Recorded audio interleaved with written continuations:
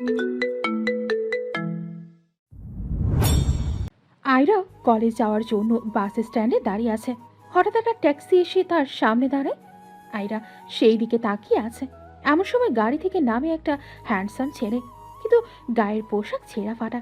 ছেলেটা এসে আয়রাকে বলে, শুনুন, হ্যাঁ বলুন। আপনি কি এখানে থাকেন? হ্যাঁ কেন বলুন তো? আসলে আমি চেয়ারম্যান সাহেবের বাসায় যাব, যদি এই রাস্তাটা বলে দিতেন। আচ্ছা বুঝলাম, তা চেয়ারম্যান সাহেবের সঙ্গে আপনার কি কাজ? সেটা আমি ওনাকে বলি। আচ্ছা ঠিক আছে, বলতে হবে না, আমি শোনার জন্য পাগল হয়ে যাচ্ছি না। আচ্ছা এখন বলুন, রাস্তা জানেন? জি জানি। তাহলে বলুন। আয়রা শায়ককে ঠিকানা বলে শায়ক সেখান থেকে চলে আসে। আয়রার গাড়ি আসতে আয়রাও কলেজে চলে যায়। কলেজে ঢুকতেই ঋতু, আরিফ ও নিশাত এসে আয়রাকে জড়িয়ে ধরে বলে, কি রে দোস্ত, আজ তো দেরি কেন? আমার গাড়িটা খারাপ হয়ে গেছিল, তাই একটু দেরি হলো। ও আচ্ছা, তা চল, সিনিয়র ভাইয়া ডেকে গেছে। কেন? উনি কোনো কেন ডেকেছেন? জানি না, আরমান ভাইয়া বললো তুই এলে যেন ভাইয়ার সঙ্গে দেখা করি। আচ্ছা চল দেখি। আয়রা ও তার বন্ধুরা কমন রুমের দিকে যায়। এদিকে শায়ক চেয়ারম্যানের বাসার দিকে যেতে গিয়ে একটা মেয়ের সঙ্গে ধাক্কা লাগে। আচানক ধাক্কা লাগায় মেয়েটা পড়ে যায়। পড়ে গিয়ে কোমরে আঘাত লাগে। মেয়েটার রাগে কটমট করে বলে, হই কে রে, এভাবে কেউ ধাক্কা মারে? আমার কোমরটা গেল রে গেল। শায়ক মেয়েটার দিকে হাত বাড়িয়ে দিয়ে করুণ সুরে বলে, সরি মিস, আমি খেয়াল করিনি। উঠে আসুন। দূরে থাকুন, একদম আমাকে ছুবেন না, ইউ ডিসগাস্টিং। মিস, কি বলছেন? ঠিক বলছি আমি, দূরে থাক। তোদের মতো ছোট লোককে আমাদের বাসায় কে অ্যালাউ করে? মিস, এটা কিন্তু একটু বেশি বেশি হচ্ছে। তোর সঙ্গে কথা বলার রুচি আমার নাই, ইউ জাস্ট গেট লস্ট।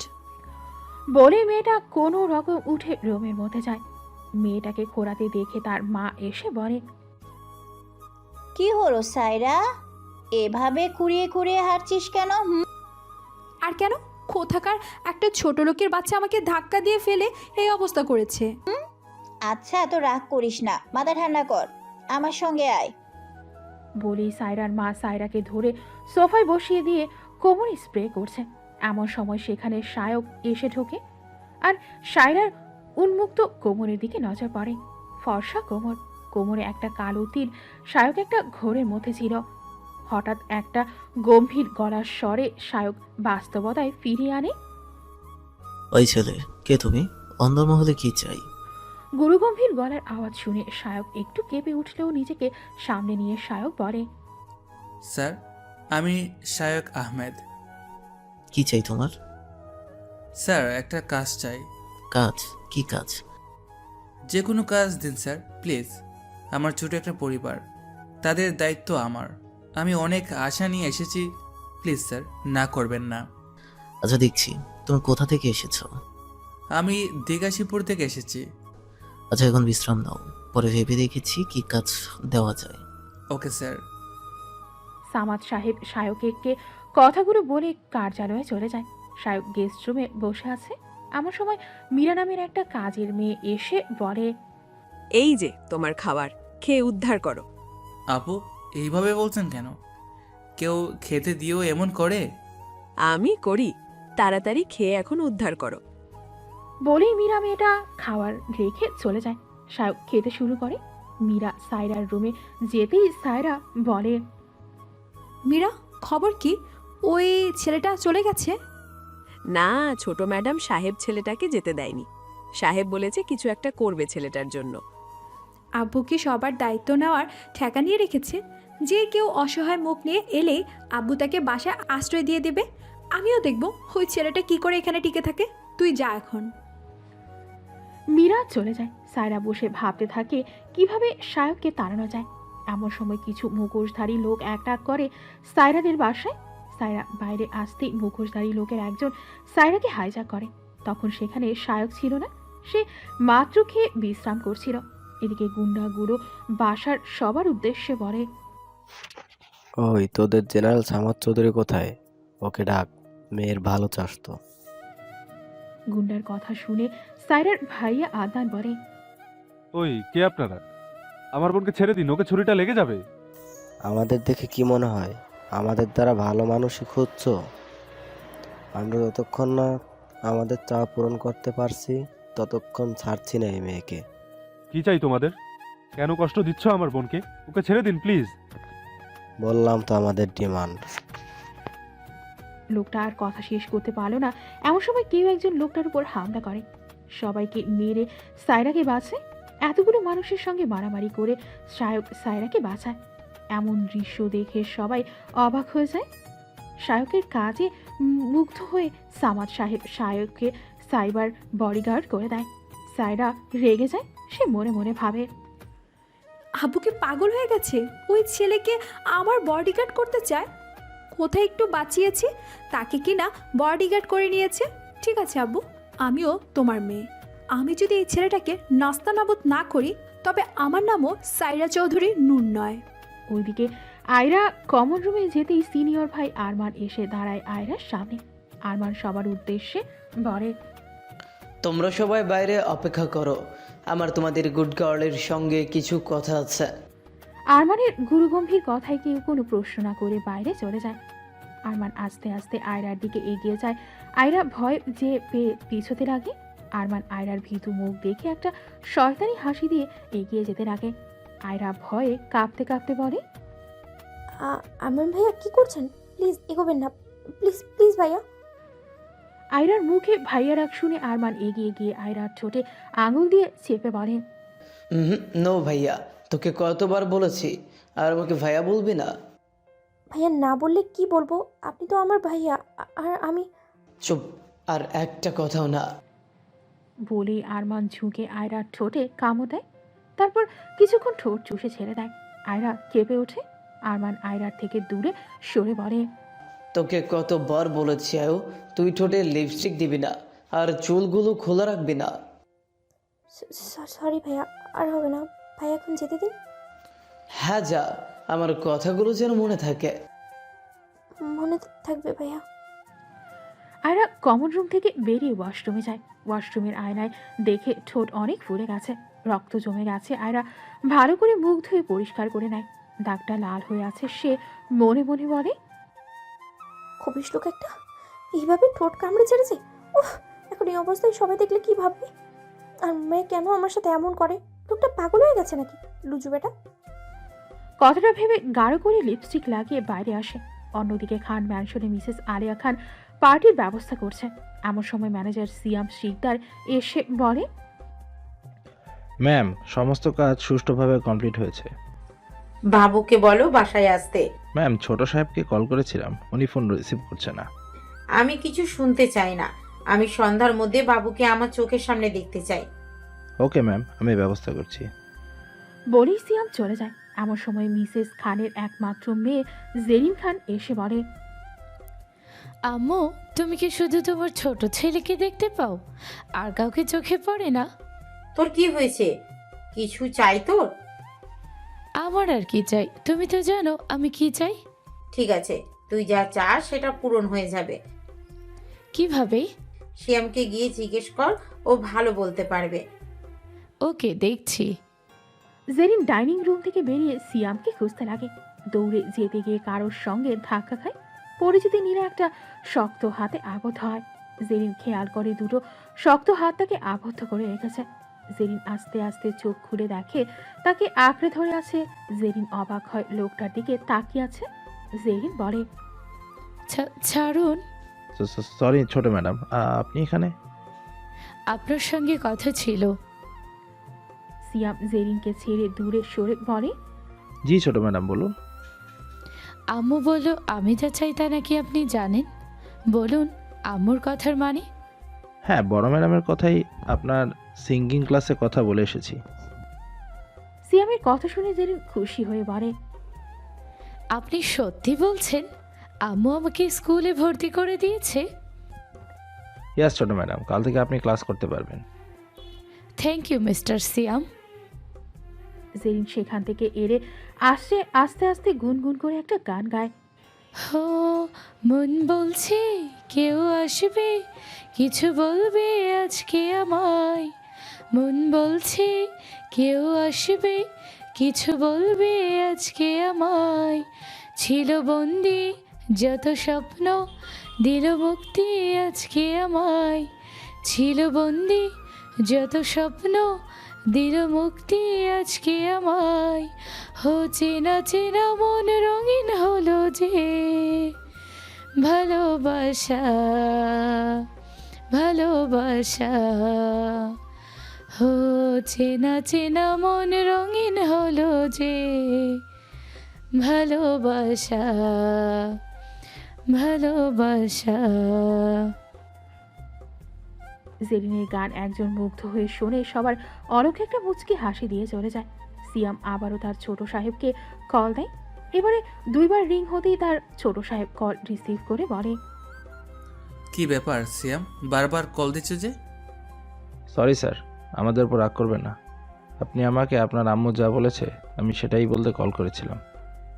কি হয়েছে? স্যার, কাল আপনার জন্মদিনের পার্টি, সে নিয়ে তোড়জোড় চলছে। ম্যাম আপনাকে সময় মতো বাসায় থাকতে বলেছে। আচ্ছা ঠিক আছে, আমি সময় মতো চলে আসবো। ওইদিকে কলেজ শেষ করে আয়রা বাসায় এসে দেখে তার আপু বারান্দায় বসে গুনগুন করছে। আয়রা তার আপুর কাছে গিয়ে বলে, আপু কি করছিস? বনু, তুই এসে গেছিস? ক্লাস কেমন হলো? আলহামদুলিল্লাহ ভালো হয়েছে। আপু নিচে গেস্ট রুমে কাউকে দেখলাম, ওখানে কি আছে? আব্বু বডিগার্ড রেখেছে। কি বলছো, তাই নাকি? হ্যাঁ, তোর খবর কি? আর তোর ঠোঁটে কি হয়েছে? ঠোঁট ফুলে আছে। আয়রা এমন কথা শুনে সাইরাকে কিচ্ছু বলতে না দিয়ে আয়রা কোনো রকম নিজেকে সামলে নিয়ে বলে, কি হবে? কিছু হয়নি তো? আচ্ছা যা খেয়ে নে। হ্যাঁ খাচ্ছি। আয়রা চলে আসে রুমে, এসে ড্রেস চেঞ্জ করে তার আব্বুর কাছে যায়। গিয়ে দেখে তার আব্বু সোফায় বসে টিভি দেখছে আর কারোর সঙ্গে ফোনে বিজনেস নিয়ে কথা বলছে। আয়রা আস্তে করে তার আব্বুর কাছে বসে রিমোট হাতে নিয়ে চ্যানেল ঘোরাতে ঘোরাতে বলে, আব্বু কি করো? সামাদ সাহেব মেয়ের কথা শুনে মুচকি হেসে ফোন কানে রেখেই বলে, এই তো মামা, তোর ফারুক আঙ্কেলের সঙ্গে কথা বলছি, তুই টিভি দেখ, আমি কথা বলতে তোর সঙ্গে আড্ডা দিচ্ছি। ওকে আব্বু। আয়রা বসে টিভি দেখছিল। এমন সময় আয়রার মা এসে আয়রার হাতে কফির মগ দিয়ে বলেন, আয়রা মা, তুই কি ব্যস্ত? কেন মা? কফিটা একটু খোকাকে দিয়ে আয় না, ও অনেকক্ষণ আগে চেয়েছিল। প্লিজ দিয়ে আয় মা, না হলে রাগ করবে। আয়রা তার মার কথা শুনে খুব রেগে যায়। তার মাকে কিছু বলতে পারে না, কারণ তার মাকে খুব ভালোবাসে, তাই মার মুখের উপর কথা বলতে পারেন না। কিন্তু ওই লোকটাকে তার সহ্য হয় না। লোকটা বারবার তাকে বকাঝকা করে, অত্যাচার করে। সে কোনো রকমে কফি নিয়ে রুমের বাইরে দাঁড়িয়ে উকি ঝুঁকি মারছে। এমন সময় একটা গম্ভীর স্বরে বলে ওঠে, বাইরে দাঁড়িয়ে কি দেখছিস, ভেতরে আয়। আয়রা ভয়ে ভয়ে ভেতরে গিয়ে লোকটার দিকে কফির মগ হাত বাড়িয়ে দিয়ে কাঁপা কাঁপা গলায় বলে, ভাইয়া আপনার কফি।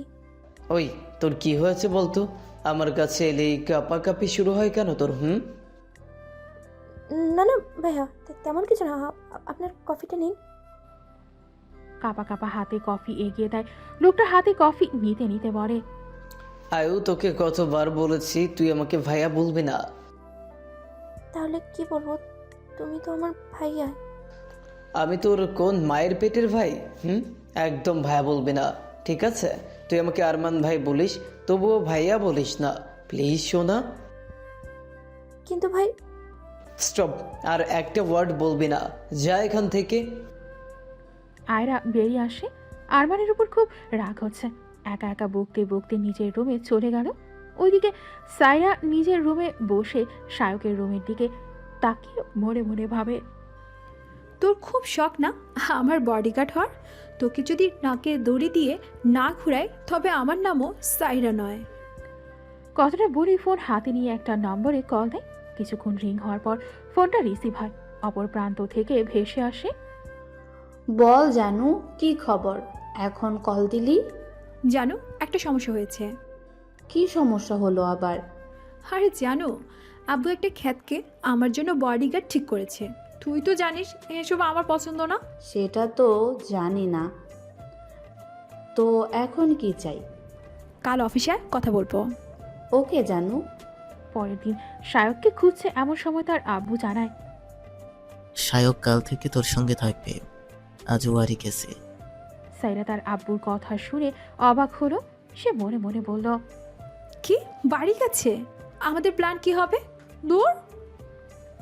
সিয়াম ম্যানেজমেন্ট দেখছিল। এমন সময় জেরিন এসে তার আম্মুকে না পেয়ে সিয়ামকে বলে, মিস্টার সিয়াম, হ্যাঁ ছোট ম্যাডাম, কিছু হয়েছে? আম্মু কোথায়? আম্মুকে দেখছি না। তুমি জানো আম্মু কোথায়? বড় ম্যাম পুল সাইডে আছেন। আচ্ছা, ছোট ভাইয়া এসেছে? না স্যার, রাস্তায় আছে, কল করেছিল। ওকে। জেরিন তার মায়ের কাছে যাচ্ছিল। এমন সময় রাস্তার একজন সুন্দরী গরুমরু মেয়ের সঙ্গে দেখা হয়। মেয়েটার পরনে ব্ল্যাক শিপনের শাড়ি, চুলগুলি স্টাইল করে বাঁধা, খোপায় বেলি ফুলে বাঁধা, গলায় একটা ডায়মন্ডের নেকলেস, কানে লম্বা ঝোড়া একটা দুল। মেয়েটাকে সিম্পল সাজে খুব সুন্দর লাগছে। জেরিনকে হন্তদন্ত হয়ে যেতে দেখে মেয়েটা জেরিনের কাছে গিয়ে বলে, এই এই কি হলো? এমন হন্তদন্ত হয়ে কোথায় যাচ্ছিস? আম্মুর কাছে যাচ্ছি। বড় ভাইয়া কোথায়? উনি ডেট চেক করছে। ভাবিজি, you are looking so hot. কাতিলানা লুক। কি ব্যাপার? হুম, আমার ভাইয়াকে ঘায়েল করার প্ল্যান? কি যে বলিস না তুই। ওরা কথা বলছিল। দূর থেকে চারটা চোখ দুজনকে ফলো করছিল। এমন সময় জেরিন বলে, আচ্ছা ভাবি, তুমি থাকো, আমি যাই আম্মু কোথায় দেখি। আচ্ছা ঠিক আছে। জেরিন যেতে গিয়ে একটা ছেলের সঙ্গে ধাক্কা খায়। ছেলেটা জেরিনকে ধরে নেয়। জেরিন নিজেকে ছাড়িয়ে নিয়ে বলে, আবার আপনি আপনি এখানে এসেছেন ভালো কথা, কিন্তু আমার থেকে দূরে থাকবেন। আরে বেবি ডল, এত রাগ করো কেন? আমি শুলে তোমার গায়ে ফোসকা পড়ে কেন? কদিন পর তো তুমি আমার হবে। দেখুন, আপনি ভাবির ভাই বলে কিছু বলছি না। নিজের লিমিটে থাকবেন। আমাকে যদি ডিস্টার্ব করেন তারপর ভালো হবে না। আরে বেবি ডল, ফল ভালো হয় কি খারাপ হয় সেটা তো সময় বলে দিবে। তা বেবি ডল, কোথায় যাচ্ছ? সেটা আপনাকে বলতে বাধ্য নই আমি। Stay away from me. Baby doll, cool down. ওইদিকে আয়রা নিজের রুমে আয়নার সামনে দাঁড়িয়ে মেকআপ করছিল। এমন সময় পেছন থেকে কেউ একজন এসে জড়িয়ে ধরে। আয়রা কেঁপে ওঠে, কিন্তু সে বুঝতে পারে লোকটাকে। এই স্পর্শ দিয়ে তার খুব চেনা। সে জানে এই লোকটার কাছে তার জোর চলবে না, তাই সে কিছু না বলে চুপচাপ মেকআপ করছে। আয়রা কিছু বলছে না দেখে লোকটা বলে ওঠে, কি হয়েছে আমার পুতুলের, আজ বাধা দিল না? কারণ আমি তো আপনাকে ভালো করেই জানি, আমি বাধা দিলেও আপনি আমাকে ছাড়বেন না। তাহলে কেন বেকার এনার্জি লস করব?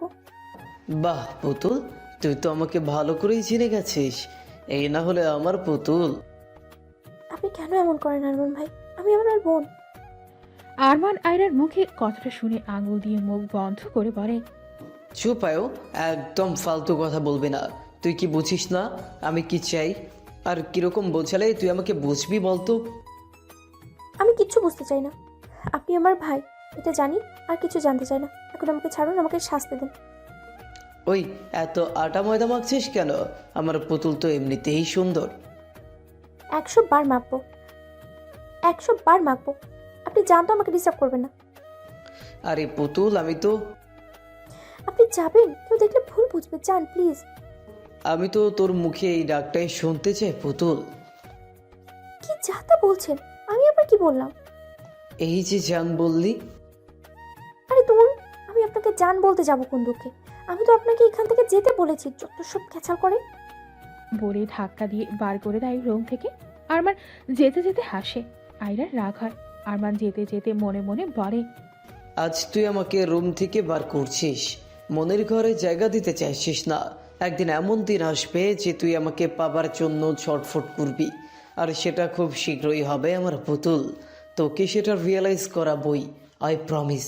তখন তুই নিচেই আমার কাছে এসে বলবি তুই আমাকে চাস, আমার সান্নিধ্য চাস, আমার ছোঁয়া চাস, আমার ভালোবাসা চাস। এসব আকাশ পাতাল ভেবে আরমান কলেজ গেল। একটু পর আয়রাও বেরিয়ে নিচে গেল। নিচে এসে দেখে তার আপু অফিস যাওয়ার জন্য রেডি। আয়রা সাইবার কাছে এসে আহ্লাদি করে বলে, আপু তুই অফিস যাবি? তুই রেডি? হ্যাঁ আপু, আজ একটু ড্রপ দিয়েছিস। আচ্ছা করে দিব, এখন বস, নাস্তা করে নে। দুই বোন নাস্তা করে বেরিয়ে যায়। ওই সিয়াম একজনের সঙ্গে কথা বলছিল ফোনে, চোখ লাল হয়ে আছে। একটু পর বাইকের আওয়াজ, সবাই বুঝতে পারে কে এসেছে। তাকে ওয়েলকাম করতে সবাই বাইরে এসে দাঁড়ায়। ছেলেটা ভেতরে ঢুকে বাইক থামিয়ে তার মাকে জড়িয়ে ধরে বলে ওঠে, কেমন আছে আমার কলিজা? আলহামদুলিল্লাহ ভালো আছি বাবু, তুই কেমন আছিস বাবু? আমিও আলহামদুলিল্লাহ ভালো আছি মাম্মু। মাম্মু থ্যাংক ইউ, আজকের দিনে আমাকে তুমি এই পৃথিবীর আলো দেখিয়েছ। হয়েছে, ভিতরে চল, সবাই অপেক্ষা করছে। আর কি মাম্মা? আর তোর জন্য একটা সারপ্রাইজ অপেক্ষা করছে। সারপ্রাইজ?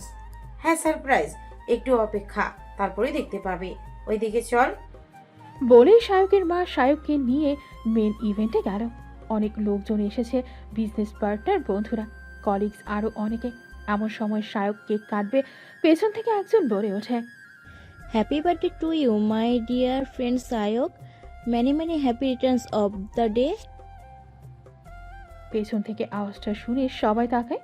মেয়েটাকে দেখে সবাই খুশি হলেও জেরিন খুশি হতে পারে না। শায়ক মেয়েটার কাছে গিয়ে জড়িয়ে ধরে বলে, থ্যাংক ইউ ফিয়া, আমি তো ভাবিনি তুই আসবি। মাম্মামের মানে এটাই তোমার সারপ্রাইজ ছিল? হ্যাঁ ডিয়ার, এটাই তোমার সারপ্রাইজ। রাফিয়া মামুনি কালকেই আমাকে কল করে জানায় ও ইন্ডিয়া ব্যাক করছে, তাই আমাকে ডেকে নিলাম। তোর জন্মদিন বলে কথা। খুব ভালো করেছে মাম্মু। এরপর এবারে কতদিন থাকবে ইন্ডিয়া? এবারে বেশি দিন থাকতে পারবো না, 2 দিনের মধ্যে ফিরে যাব। তবে 2 মাস পর পার্মানেন্টলি ফিরে আসছি।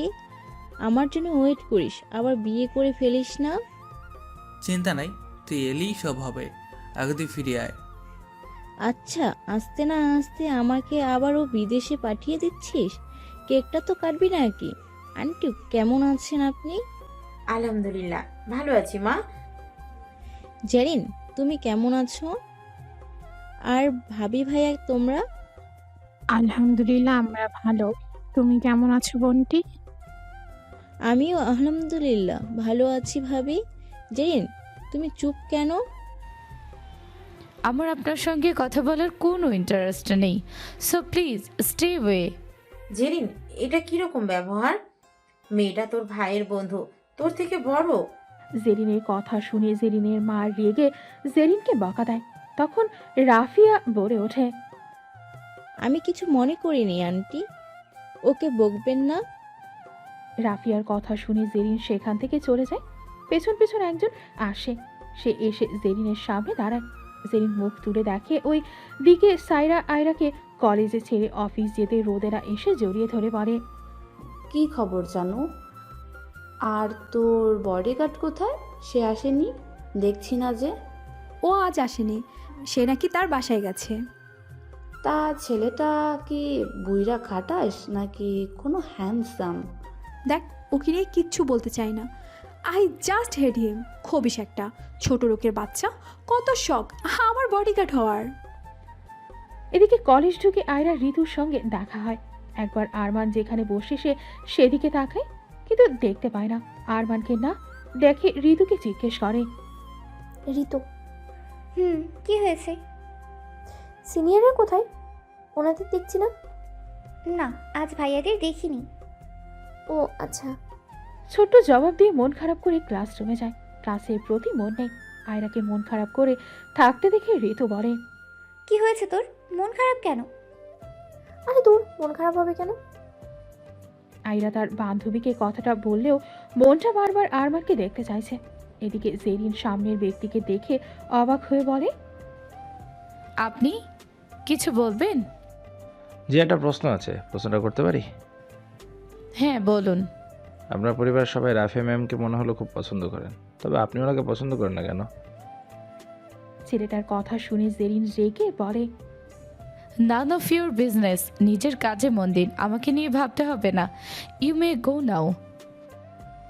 ছেলেটা মন খারাপ করে জেরিনের দিকে তাকিয়ে বলে, সরি ছোট ম্যাডাম, আমি ভুলে গিয়েছিলাম আমি আপনার আম্মুর ম্যানেজার মাত্র। কথাটা বলে সিয়াম চলে যায়। ছেলেটা চলে গেলে জেরিন রিয়েলাইজ করে সে রাগের মাথায় ভুল করে ফেলেছে। কিন্তু কিছু বলতে পারছে না। সায়রা তার আব্বুকে বলে শায়কের ফোন নম্বর নেয়। নম্বর নিয়ে ফোন করে আননোন নাম্বার দেখে ফোন রিসিভ করে না। তখন রাফিয়া বলে, কে ফোন দিচ্ছে সায়ক? জানি না, বুঝতে পারছি না। আমি রিসিভ করব? দর দেখ কে কল দিল। রাফিয়া ফোন রিসিভ করে কিছু বলার আগেই সায়রার রাগে চিৎকার করে বলে, ওই বডিগার্ড শালা, খ্যাত কোথায় রে তুই? তোকে আব্বু কিসের জন্য কাজে রেখেছে? বাসায় ঘুমানোর জন্য? তাড়াতাড়ি বাসায় আয়, বেয়াদব। রাফিয়া তো রীতিমতো হতভম্ব। ফোনের ওপাশে থাকা মেয়েটার কথা শুনে মেয়েটা বকবক করতে আসে। রাফিয়া শায়কের দিকে তাকিয়ে বলে, সায়ক, মেয়েটা কে? মেয়েটা কাকে কি বলছে? রাফিয়ার প্রশ্ন শুনে চট জলদি ফোনটা কেটে দেয় শায়ক। তারপর রাফিয়ার দিকে তাকিয়ে বলে, মেয়েটাকে আমি কি করে বলবো? হয়তো রং নাম্বারে হবে। কাকে ফোন দিতে গিয়ে কাকে ফোন দিয়েছে হয়তো বুঝতে পারেনি, আর কথা বলার সুযোগ না দিয়ে মেয়েটা উল্টাপাল্টা বকে গেছে। শায়কের কথা রাফিয়া বিশ্বাস করে নেয়। শায়ক মনে মনে ভাবে, আল্লাহ বাঁচিয়েছে, ভাগ্যিস মেয়েটা আমার নাম নেয়নি। নাম নিলে তো আজ ফিয়ার কাছে ধরা খেয়ে যেতাম। কিন্তু ওই চেয়ারম্যানের মেয়ে এত রেগে আছে কেন? না, আজকে আমাকে জলদি যেতে হবে। কেক কাটার কাজ সেরে সবার থেকে বিদায় নেয়। রাফিয়াকে বিদায় দিয়ে তার আম্মুর কাছে গিয়ে বলে, আম্মু, এবার আমাকে যেতে হবে। এখনই চলে যাবি? আজকের দিনটা থেকে গেলে হয় না? ফিয়া মামুনিটাও তো ঠিক করে তোর সঙ্গে সময় কাটাতে পারলো না। কদিন থেকে মেয়েটা চলে যাবে। কিছু করার নেই মা, তুমি তো জানো আমার মিশন। সেই জন্য তো কিছু বলতে পারি না। বাবা শায়ক, জলদি মিশনটা শেষ করে ফিরে আয়। আমি ভেবে রাখছি এবার ফিয়া এলে তোদের বিয়ের কথাটা নিয়ে। আম্মু প্লিজ, এসব নিয়ে এখন কিছু বলো না, আমি এলাম। বলেই শায়ক বাইক নিয়ে বেরিয়ে যায়। বাসায় যেতে যেতে সন্ধে হয়ে যায়। বাসায় যেতেই মীরা এসে বলে, ওই তোকে ছোট ম্যাডাম ডাকছে। আপনি আমাকে তুই বলছেন কেন? আমি তো আপনার থেকে ছোট। ছোট তো কি? হ্যাঁ, ছোট তো কি? তুই হলি ম্যাডামের বডিগার্ড, আর আমি ছোট ম্যাডামের ডান হাত। তাই ম্যাডামের কাছে যখন তোর সম্মান নেই, আমি কেন তোকে সম্মান দেব? যা ভাগ, ম্যাম অপেক্ষা করছে তোর জন্য। ওকে, যাচ্ছি। শায়ক আর কিছু না বলে সাইরার রুমের দিকে যায়। পরের দিন আয়রা আরমানকে খুঁজে যাচ্ছে। এমন সময় আদনানের সঙ্গে দেখা হয়। আদনান দেখে আয়রার মন খারাপ। আদনান আয়রাকে দেখে বলে, বনু দাঁড়া। আদনানের কথা শুনে আয়রা দাঁড়িয়ে যায়। পেছন ফিরে আদনানের কাছে গিয়ে বলে, কিছু বলবে ভাইয়া? কি হয়েছে তোর? মন খারাপ মনে হচ্ছে। না না, মন খারাপ হবে কেন? আমি একদম ঠিক আছি ভাইয়া। কিছু প্রজেক্ট আছে তো, লিখতে হবে। আমি রুমে যাই। আচ্ছা ঠিক আছে, যা। তবে হ্যাঁ, কিছু হলে ভাইয়াকে বলতে ভুলিস না। মনে রাখবি, ভাইয়া অল টাইম তোর বনুর জন্য আছে। আয়রা আদনানের কথা শুনে আদনানকে জড়িয়ে ধরে। কান্না মিশ্রিত গলায় বলে, থ্যাংক ইউ ভাইয়া। চলে গেল আদনান। আয়রার চোখে আবারও পাগল লোকটাকে খুঁজে বেড়াচ্ছে, কিন্তু সেই লোকের কোনো খবর নাই। ওইদিকে জেরিনও মনে মনে সিয়ামকে খুঁজে চলেছে, কিন্তু জেরিনও খুঁজে পাচ্ছে না। জেরিন মন খারাপ করে সোফায় বসে টিভি দেখছে আর ফোনে গেম খেলছে। এমন সময় মিসেস খান এসে বলে, কি হয়েছে আমার প্রিন্সেসের? আচানক মায়ের আওয়াজ পেয়ে গেম থেকে বেরিয়ে তার মায়ের দিকে তাকায়। ফোন অফ করে সোফার একপাশে রেখে তার মায়ের বুকে মাথা ঠেকায়। তার মা এবার শিওর হয়ে গেছে তার মেয়ের কিছু তো হয়েছে, তাই মেয়ের মাথায় হাত বুলিয়ে আদর করে জিজ্ঞেস করে, কি হয়েছে আমার মামুনিটার? আমার মনে হচ্ছে মামুনির মন ভাব খুবই খারাপ। হ্যাঁ আম্মু, মন খুবই খারাপ। তুমি তো জানো আম্মু, আমি মানুষকে আঘাত দিয়ে কথা বলতে পারি না। আমি জানি তো মামুনি, আমার মামুনি জেনে বুঝে কখনো কাউকে কষ্ট দিবে না। তা আমার মামুনি কাকে কষ্ট দিয়েছে? তোমার ম্যানেজার সিয়াম সাহেবকে কাল না বুঝে ওনাকে একটু কষ্ট দিয়ে ফেলেছি। ঠিক আছে, তাহলে তুই ওর কাছে ক্ষমা চেয়ে নে। হ্যাঁ মা, আমি তাই করতে চাইছি, কিন্তু ওনাকে খুঁজে পাচ্ছি না। ওকে, আমি একটু কাজে পাঠিয়েছিলাম, ও এসে গেছে। আমার অফিস রুমে আছে, যা গিয়ে ক্ষমা চেয়ে নে। থ্যাংক ইউ মা। আচ্ছা জলদি রেডি হয়ে নিবি, ক্লাসে যেতে হবে। শিয়াম গিয়ে ছেড়ে আসবে। ওকে আম্মু। সাইরা অফিসের জন্য রেডি হচ্ছে। আবার সময় দরজায় এসে দাঁড়ায় শায়ক। শায়ক সাইরাকে দেখে শায়ক বলে ওঠে, ম্যাম, আপনি কি রেডি? সায়রা সায়কের আওয়াজ পেয়ে দরজায় থাকা সায়কের দিকে তাকায়। সায়কের দিকে তাকিয়ে ছোট্ট একটা ক্রাশ খেলো যেন, কিন্তু সায়ককে বুঝতে দিল না। ক্রাশ খাওয়ার মতোই কিউট লাগছে সায়ককে। সায়ক একটা অ্যাশ কালারের একটা শার্ট পরেছিল, চুলগুলো সুন্দর করে কাটিং করা, হাতে একটা সিম্পল ওয়াচ, ঠিক হিরোদের মতো লুক। সায়রা মনে মনে ভাবে, ছি সায়ু, তুই কবে থেকে গরিবকে দেখে ক্রাশ খাওয়া ধরলি? নিজেকে সংযত কর সায়ু, এই খ্যাতের উপর তুই ক্রাশ খেতে পারিস না। দাঁড়া, ওর ব্যবস্থা করতে হবে। বলে রুম থেকে বেরোতে গেলে সায়ক বলে, ম্যাম কোথায় যাচ্ছেন? আমার সাথে আসো। কিন্তু কোথায়? আসতে বলছি, আসবে, কোনো প্রশ্ন করবে না। সরি ম্যাম, চলুন। সায়ক সায়রার সঙ্গে যেতে লাগে। ওইদিকে আয়রা প্রজেক্ট লিখে কলেজ বেরিয়ে যায়। জেরিন তার মায়ের অফিসের বাইরে দাঁড়িয়ে সিয়ামকে ডাক দেয়। কয়েকবার ডেকে সাড়া না পেয়ে জেরিন ভেতরে ঢুকে দেখতে যায়। এমন সময় ধাক্কা খেয়ে পড়ে যেতে নিয়ে দুটি শক্ত হাত আঁকড়ে ধরে। জেরিন কিছুক্ষণ চুপ থাকে। সে যখন অনুভব করে তার শরীরে কোনো ব্যথা পায়নি, তখন চোখ খুলে দেখে সিয়াম শক্ত হাতে তাকে ধরে রেখেছে। জেরিন সেভাবেই সিয়ামের বাহু ধরে থেকেই বলে, আপনি কোথায় ছিলেন? কখন থেকে ডাকছিলাম। সিয়াম যেন একটা ঘোরের মধ্যে ছিল। জেরিনের কথাটা মস্তিষ্কে পৌঁছাতে ঝটপট জেরিনকে সোজা করে দাঁড় করিয়ে দিয়ে বলে, সরি ম্যাম, আমি খেয়াল করিনি, আর তখন আমি ওয়াশরুমে ছিলাম, তাই আপনার আওয়াজ পাইনি। It's okay and sorry. Sorry for what ma'am? কালকের জন্য। কাল একটু ডিস্টার্ব ছিলাম, তাই তখন ওইভাবে কথাটা বলেছিলাম। সরি। আরে ম্যাম, সরি বলতে হবে না, আমি কিছু মনে করিনি, আমারই ভুল। না না, আপনার ভুল নেই। আচ্ছা, গাড়ি রেডি করুন, ক্লাসে যেতে হবে। Okay ma'am. সিয়াম তার বড় ম্যাডামকে বলে গাড়ি নিয়ে দাঁড়ায় জেরিনের জন্য। এদিকে সায়রা তার আব্বুর কাছে যায় সায়ককে নিয়ে। সায়রার আব্বু সায়রা ও সায়ককে একসঙ্গে তার সামনে দেখে অবাক হয়ে বলেন, মামনি কি ব্যাপার, এখানে কেন? আর ওকে নিয়ে এখানে? আব্বু, উনি আমার বডিগার্ড, তাই তো? এতে আবার প্রশ্নের কি হলো? আব্বু, উনি যেহেতু আমার বডিগার্ড, সেহেতু যা আমি বলবো সেটাই ওনাকে শুনতে হবে। হ্যাঁ শুনবো, বাট প্রবলেম কি সেটা তো বল।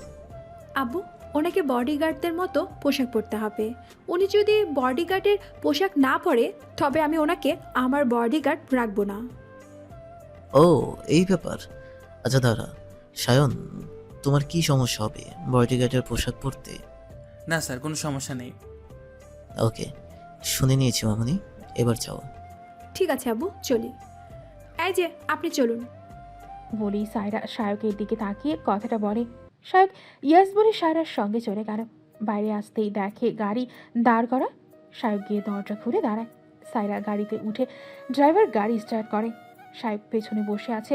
হঠাৎ সায়রা সায়ককে বলে ওঠে,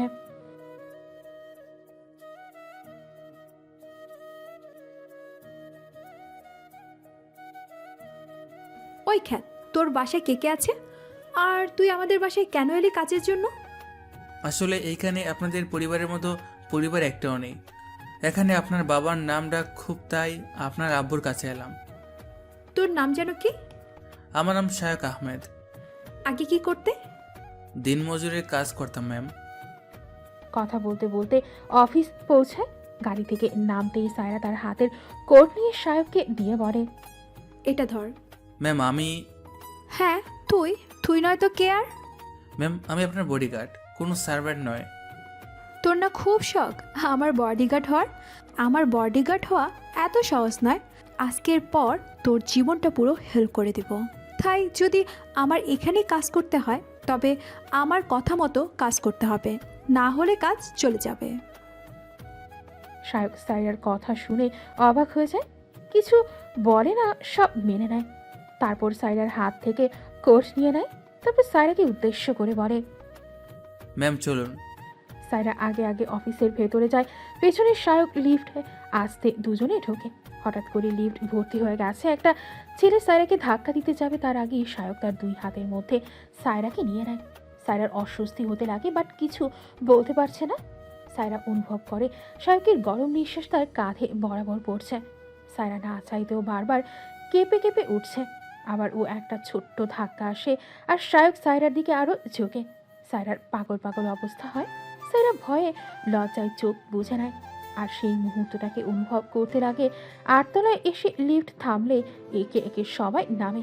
সায়ক ও সায়রা সেভাবেই দাঁড়িয়ে আছে। হঠাৎ সিকিউরিটির ডাকে দুজনের প্রস্তুতি সম্বিত ফিরে আসে। সায়ক সায়রাকে ছেড়ে দিয়ে কাঁপা কাঁপা স্বরে বলে ওঠে, সরি ম্যাডাম।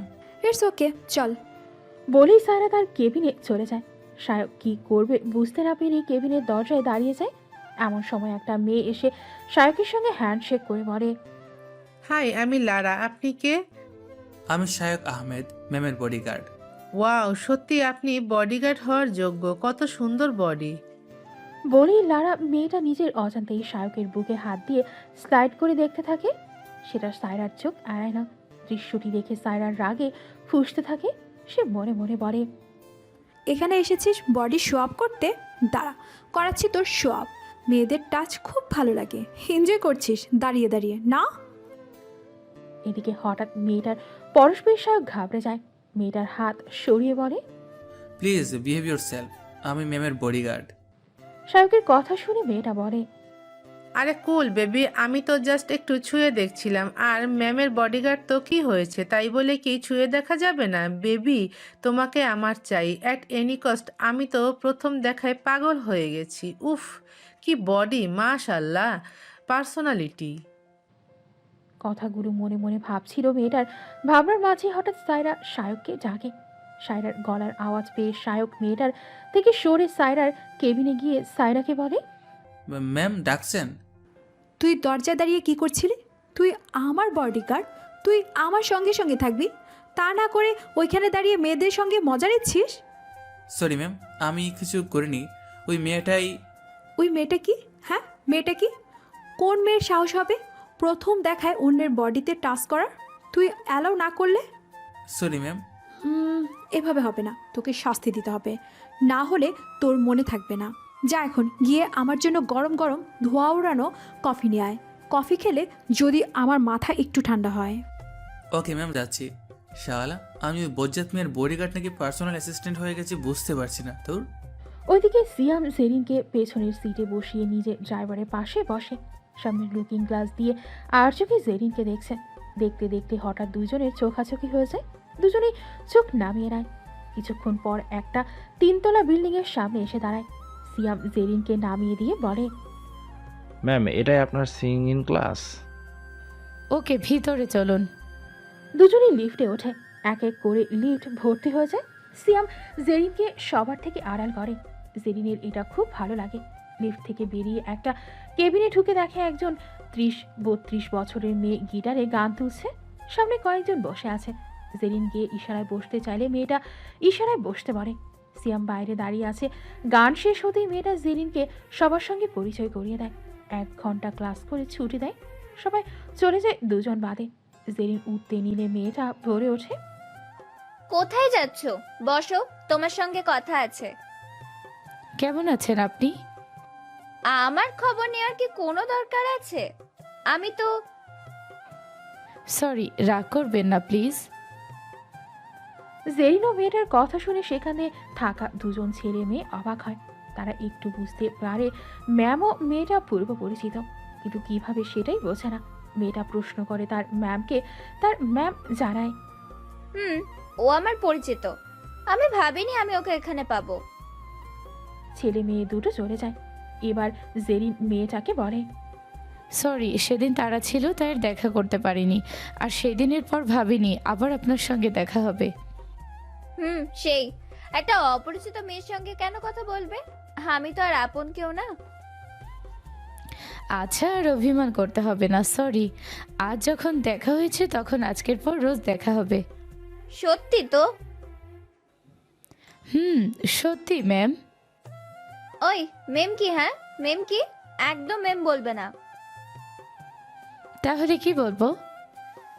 আপু বলবে, বুঝেছো? বলতে পারি, তবে আমার একটা শর্ত আছে।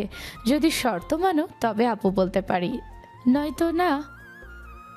আচ্ছা বলো তোমার শর্ত।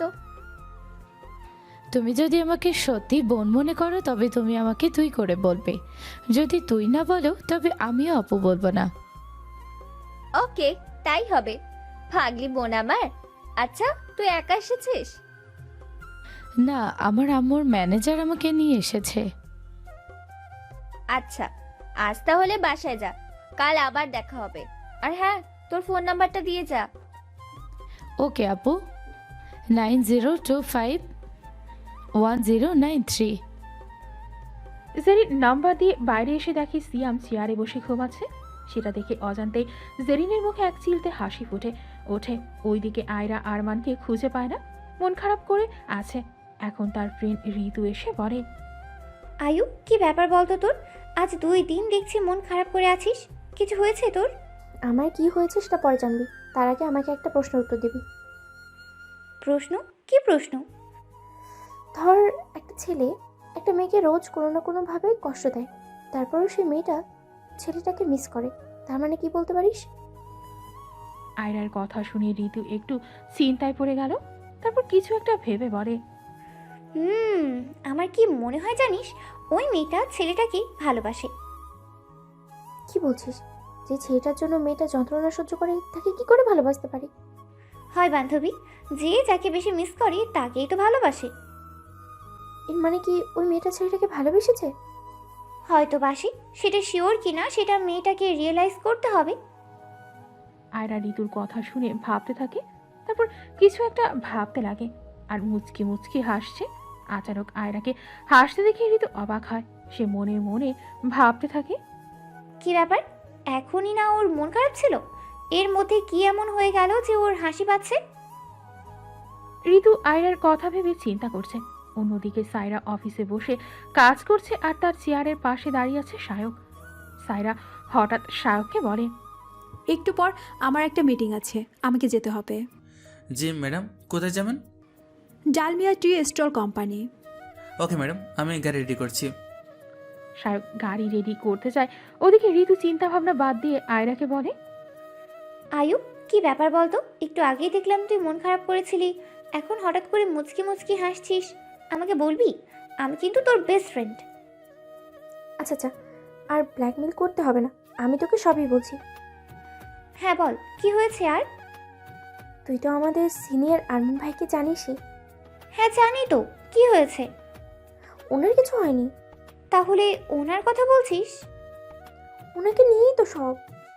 মানে ক্লিয়ার করে বলবি, আমি কিছুই বুঝতে পারছি না। আজকে তোকে 2টা সিক্রেট বলবো। সিক্রেট? কেমন সিক্রেট? আসলে আমাদের সিনিয়র আরমান ভাই হচ্ছে আমার কাজিন চাচাতো ভাই। কি? আরে চুপ, কি করছিস? আর একটা কথা শুনলে তো হার্ট অ্যাটাক কি করবি মনে হয়। আচ্ছা ঠিক আছে, কি হয়েছে বল। আরেকটা হচ্ছে, আমি মনে হয় আমার চাচাতো ভাইয়ের প্রেমে পড়েছি। হ্যাঁ তুই? ঋতু কথাটা শুনে জোরে চিৎকার করে। কথাগুলো বলতে যাবে তার আগে আয়রা ঋতুর মুখে হাত দিয়ে চেপে ধরে বলে, কি করতে যাচ্ছিস তুই? মার খাবি নাকি? আয়রার হাত সরিয়ে আস্তে করে বলে, সরি সরি, অ্যাক্সিডেন্টে বের হয়ে গেছে। আচ্ছা ওসব ছাড়, আর এখন বল, আমার পাশান সাইয়াটা কোথায়? ওনাকে না দেখে আমার মন যায় যায় অবস্থা। আমিও তো দেখি নাই তোর মোচনোকে। এমন সময় কলেজের গেট দিয়ে ঢুকছে আরমান। বাইকের পেছনে একটা সুন্দরী ললনা, যাকে দেখে আয়রা তেরি বেগুনে চলছে। আয়রা রেগে ঋতুকে জিজ্ঞেস করে, ঋতু, ওনার বাইকের পেছনে আমার সতীনটাকে রে? সেটা তো বুঝতে পারছি না সোনা, তবে এই চিন্তা নেই, আমরা খোঁজ নিচ্ছি। হ্যাঁ তাড়াতাড়ি কর, কি আমার জিনিসে হাত দিতে চাই আমিও দেখি। সায়ক সায়রার সঙ্গে সঙ্গে থাকে। অফিসের লাঞ্চ টাইমে একটা রেস্টুরেন্টে যায়। সায়ক বলে, ম্যাম, এখানে এলেন যে? মানুষ রেস্টুরেন্টে কি করতে আসে? খেতে ম্যাম। তাহলে আমিও সেটাই করতে এসেছি, লাঞ্চের সময় লাঞ্চ করতে এসেছি। ও সরি ম্যাম, বুঝতে পারিনি। এমন সময় একটা সুদর্শন ছেলে এসে সায়রার সামনে দাঁড়ায়। ছেলেটাকে দেখে সায়রা বলে, তুমি এখানে? বেবি, আমি। কেমন আছো? অনেকদিন পর দেখা। তোমাকে আমার সামনে আসতে কে বলেছে? আরে বেবি, কুল। ম্যাডামের থেকে দূরে থাকুন। হঠাৎ সায়ক ছেলেটার উদ্দেশ্যে কথাটা বলে ওঠে। কোনো ছেলের গকার ভয়েস শুনে ছেলেটা সামনে তাকায়। সায়ককে দেখে বোঝার চেষ্টা করে। তখনই সায়ক আবার বলে, আপনি আমার ম্যামকে ডিস্টার্ব করছেন কেন? ওই তুই কে রে? আমি সাইরা ম্যাডামের বডিগার্ড, তাই বডিগার্ড থাকতে আপনি ম্যামকে কিছু করতে বা বলতে পারবি না। বাহ বাহ বেবি, তুমি আবার বডিগার্ড রেখেছো? এই 2 টাকার বডিগার্ড তোমাকে কেমন রক্ষা করে আমিও দেখছি। বলেই ছেলেটা সেখান থেকে চলে যায়। ওইটার এসে খাবার দিয়ে যায়। সায়রা খেতে যাবে এমন সময় সায়ককে বলে, তুইও খেয়ে নে, অনেক বেলা হলো। কিন্তু ম্যাম। যা বলছি তাই শোন। Okay ma'am. সায়ক অন্য একটা টেবিলে বসে খাবার অর্ডার দেয়। সায়রা অন্য টেবিলে বসে খাচ্ছে আর একটু পরপর আর চোখে দেখছে। ওইদিকে সিয়াম জেরিনকে নিয়ে কলেজে যায়। ম্যাম, আপনার কলেজে এসে গেছি। এটাই আমার কলেজ? জি ম্যাডাম, এটাই আপনার কলেজ। ম্যাম, আপনাকে ট্রান্সফার করে এই কলেজে ভর্তি করেছেন। ওকে, আপনি যান, আমি ভিতরে যাচ্ছি। আর কলেজ ছুটির পর আমি আপনাকে ফোন করে দিব, তখন আসবেন। Okay ma'am. সিয়াম চলে যায়। জেরিন কলেজের গেটে পা দিতেই কয়েকটা সিনিয়র ছেলে মেয়ে জেরিনকে ডাকে। জেরিন আশেপাশে তাকিয়ে বুঝতে পারে ছেলেগুলো তাকেই ডাকছে। সে কিছু না বলে ছেলেগুলোর কাছে গিয়ে বলে, আমাকে ডাকছিলেন মিস্টার? হ্যাঁ খুকি, আমি ডাকলাম। তা খুকি কাকে চাই? ভাইয়া, আমি কলেজে নতুন, আজই ট্রান্সফার নিয়ে এসেছি। ও তাই নাকি বেবি? তা বেবি অন্য কলেজ থেকে বাদ দিয়ে এই কলেজে কেন এলে? এসেছি কারণ আমার আম্মু চায়নি আমি বিদেশ থেকে স্টাডি কমপ্লিট করি। ও তাই? তা বেবি। বলে আর কিছু বলতে যাবে এমন সময় সেখানে একটা মেয়ে এসে তাদের বলে, এই তোরা আবার র্যাগিং করছিস? মেয়েটাকে দেখে ছেলেগুলো ভয়ে পালিয়ে যায়। জেরিন মেয়েটাকে দেখে কতক্ষণ চুপ করে থাকে। হঠাৎ মেয়েটার কথায় ভাবনার জগৎ থেকে বেরিয়ে আসে। সে মেয়েটাকে বলে, কিছু বলছিলেন আপনি? বলছি আপনি কি আর এখানে? আমি জেরিন খান, এই কলেজে ফাইনাল ইয়ারে আজই ভর্তি হয়েছি। আপনি কে? আর থ্যাঙ্কস আমাকে হেল্প করার জন্য। ইটস ওকে, সমস্যা নেই। আমি আয়রা চৌধুরী, আমিও ফাইনাল ইয়ারে। We can be friends. Yes, why not. বলেই দুজনে হাত মেলায়। এমন সময় সেখান আরিফ ও নিশাত আসে। নিশাত বলে, আয়ু চল চল। নিশাতকে হাঁপাতে দেখে আয়রা বলে, আই কি হয়েছে? ওভাবে হাঁপাচ্ছিস কেন? আর কোথায় যাব? ওইদিকে আরমান ভাইয়া বাইক রেসিং করবে বলে তৈয়ারি করছে। কি কি বললি? উনি রেসিং করবে? কদিন আগে রেসিং করতে গিয়ে পড়ে পা ভেঙেছিল, আবার সেই কাজ? ধারা তো দেখছি। বলেই আয়রা এক দৌড়ে রেসিং এর দিকে যায়। এদিকে জেরিন অবাক হয় আয়রার এমন বিহেভ দেখে। জেরিন ঋতুকে বলে, আয়রা কোথায় গেল? আর আরমান ভাইয়াকে? আরমান হলো আয়রার চাচাতো ভাই আর আমাদের সিনিয়র কলেজের ভিপি। ও আচ্ছা, চল ওখানে যাই, কি হচ্ছে দেখি। জেরিন কিছু বলবে তার আগেই নিশাত ও আরিফ বলে ওঠে, ঋতু মেয়েটাকে? ওর নাম জেরিন, আজ থেকে ও আমাদের ফ্রেন্ড। আর জেরিন, এরা নিশাত ও আরিফ। আরিফ এবার জেরিনের দিকে হাত বাড়িয়ে দিয়ে বলে, হাই, আমি আরিফ, ফাইনাল ইয়ারে অনার্স নিয়ে পড়ছি। তুমি? আমি জেরিন খান, আমি ফাইনাল ইয়ারে ইংলিশ অনার্স নিয়ে।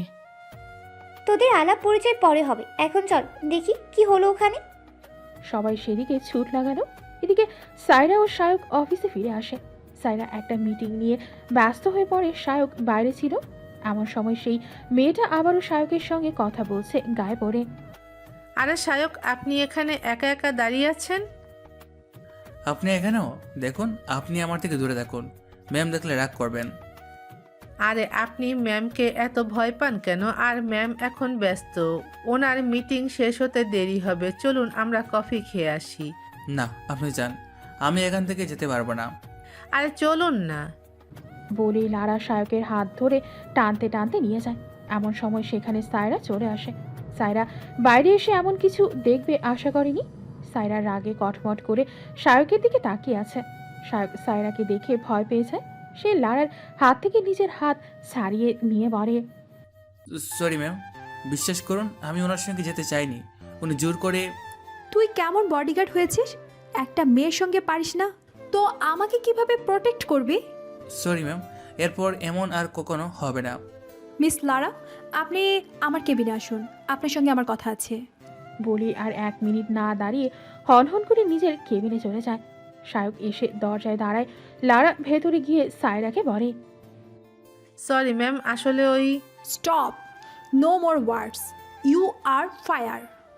ম্যাম প্লিজ, আর কখনো হবে না প্লিজ ম্যাম, এভাবে বার করবেন না। আমার অফিসে কোনো বেয়াদবি আমি পছন্দ করি না। আর তুমি আমার অফিসের ছেলেদের সঙ্গে ফষ্টি নষ্টি করবে আর আমি আমার অফিসে সেটা সহ্য করব? No, never. সায়রা লারার আর কোনো কথা না শুনে অফিস থেকে বার করে দেয়।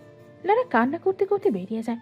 যাওয়ার আগে একবার সায়কের দিকে তাকায় আর যেতে যেতে মনে মনে বলে, মিস সায়রা, আপনি এই বডিগার্ডের জন্য আমার চাকরি নট করলেন না, এর মাসুল আপনাকে পেতে হবে। তখন আমিও দেখব আপনার ওই বডিগার্ড কিভাবে আপনাকে বাঁচায়। কথাটা ভেবে লারা অফিস ছেড়ে চলে যায়। সায়রা দরজার কাছে সায়ককে দেখছে আর ভাবছে, এই ছেলেটা কেন আমাকে পাগল করেছে? কেন জানি ওকে অন্য কারোর সঙ্গে সহ্য করতে পারি না। আমি তো খ্যাত ছেলেদের সহ্যই করতে পারি না, তবে কেন এই বডিগার্ডের উপর আমি দুর্বল হয়ে পড়ছি? অফিস শেষ করে সায়রা বাসায় এসে তার মার কাছে গিয়ে বলে, আম্মু কি আছে, খেতে দাও, খুব ক্ষুধা লাগছে। আচ্ছা দিচ্ছি, ফ্রেশ হয়ে আয়। আম্মু বনু এসেছে? হ্যাঁ, ও রুমে। সে কখন কলেজ থেকে এসেছে কিন্তু রুম থেকে বার হচ্ছে না। কেন, কি হলো ওর? কিছুই তো বুঝতে পারছি না। ওকে, তুমি খাবার রেডি করো, আমি বনুকে নিয়ে আসছি। বলেই সায়রা বাইরে এসে দেখে আরমান এসেছে। সায়রা দেখে আরমানকে কেমন বিধ্বস্ত লাগছে। ওইদিকে সিয়াম কলেজ থেকে জেরিনকে বাসায় নিয়ে আসে। জেরিন আসতে তার ভাবি বলে, ননদিনী, ওয়েলকাম ব্যাক। কেমন কাটলো প্রথম দিন? খুব ভালো কেটেছে ভাবি। ভাবি, আম্মু আর ভাইয়া কোথায়? আম্মু অফিসে আছে, তোমার ভাই হসপিটালে। আচ্ছা বুঝলাম। আর ছোট ভাইয়া আসেনি? না, ভাইয়া আসেনি। আচ্ছা, খেতে দাও।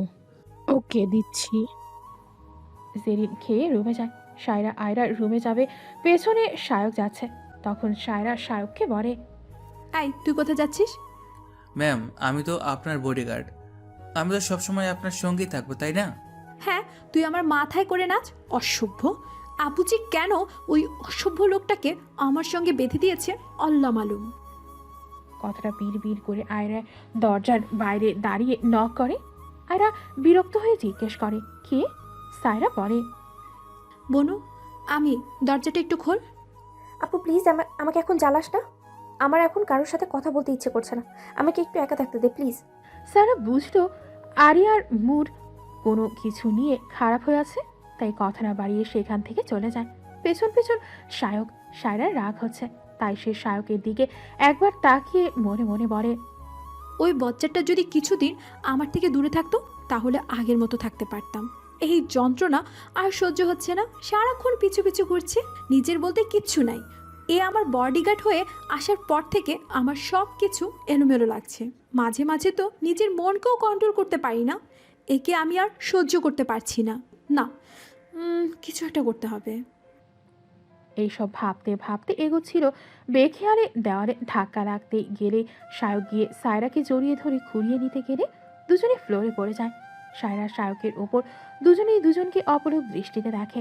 হঠাৎ কিছু একটা ভেবে সায়ক সায়রাকে ছেড়ে উঠতে চাইলে উঠতে পারে না, কারণ সায়রা তখনও সায়কের ওপরে ছিল। তাই হাত স্লিপ করে আবার শুয়ে পড়ে। আর ওঠার ধরুন সায়রার সঙ্গে অপ্রত্যাশিত চুমু খেয়ে যায়। সায়ক কি বলবে বুঝতে পারে না। সায়ক তার সমস্ত শরীরের ভার মেঝেতে ছেড়ে দেয়। আর সায়রা তখনও সায়কের ওপরে ছিল। আচমকা এমন কিছু হয়, সায়রা কি বলবে বুঝতে পারে না।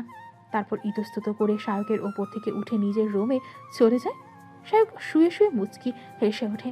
তারপর উঠে সায়রার দরজায় গিয়ে দাঁড়িয়ে থাকে। রাত 10টা।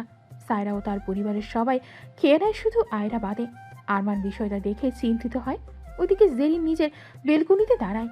নিচের বাগানে একজন হাঁটাহাঁটি করছিল। জেরিন আকাশের দিকে তাকিয়ে গুনগুন করে গান গায়।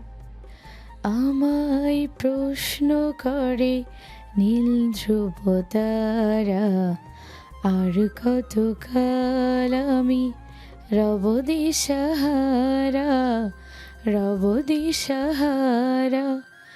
জবাব কিছুই তার দিতে পারি নাই, শুধু পথ খুঁজে কেটে গেল এ জীবন সারা, এ জীবন সারা। আমায় প্রশ্ন করে নীল ধ্রুব তারা, আর কত কাল আমি রব দিশাহারা, রব দিশাহারা। কারা যেন ভালোবেসে আলো জেলে ছিল, সূর্যে আলোটাই নিভে গিয়েছিল।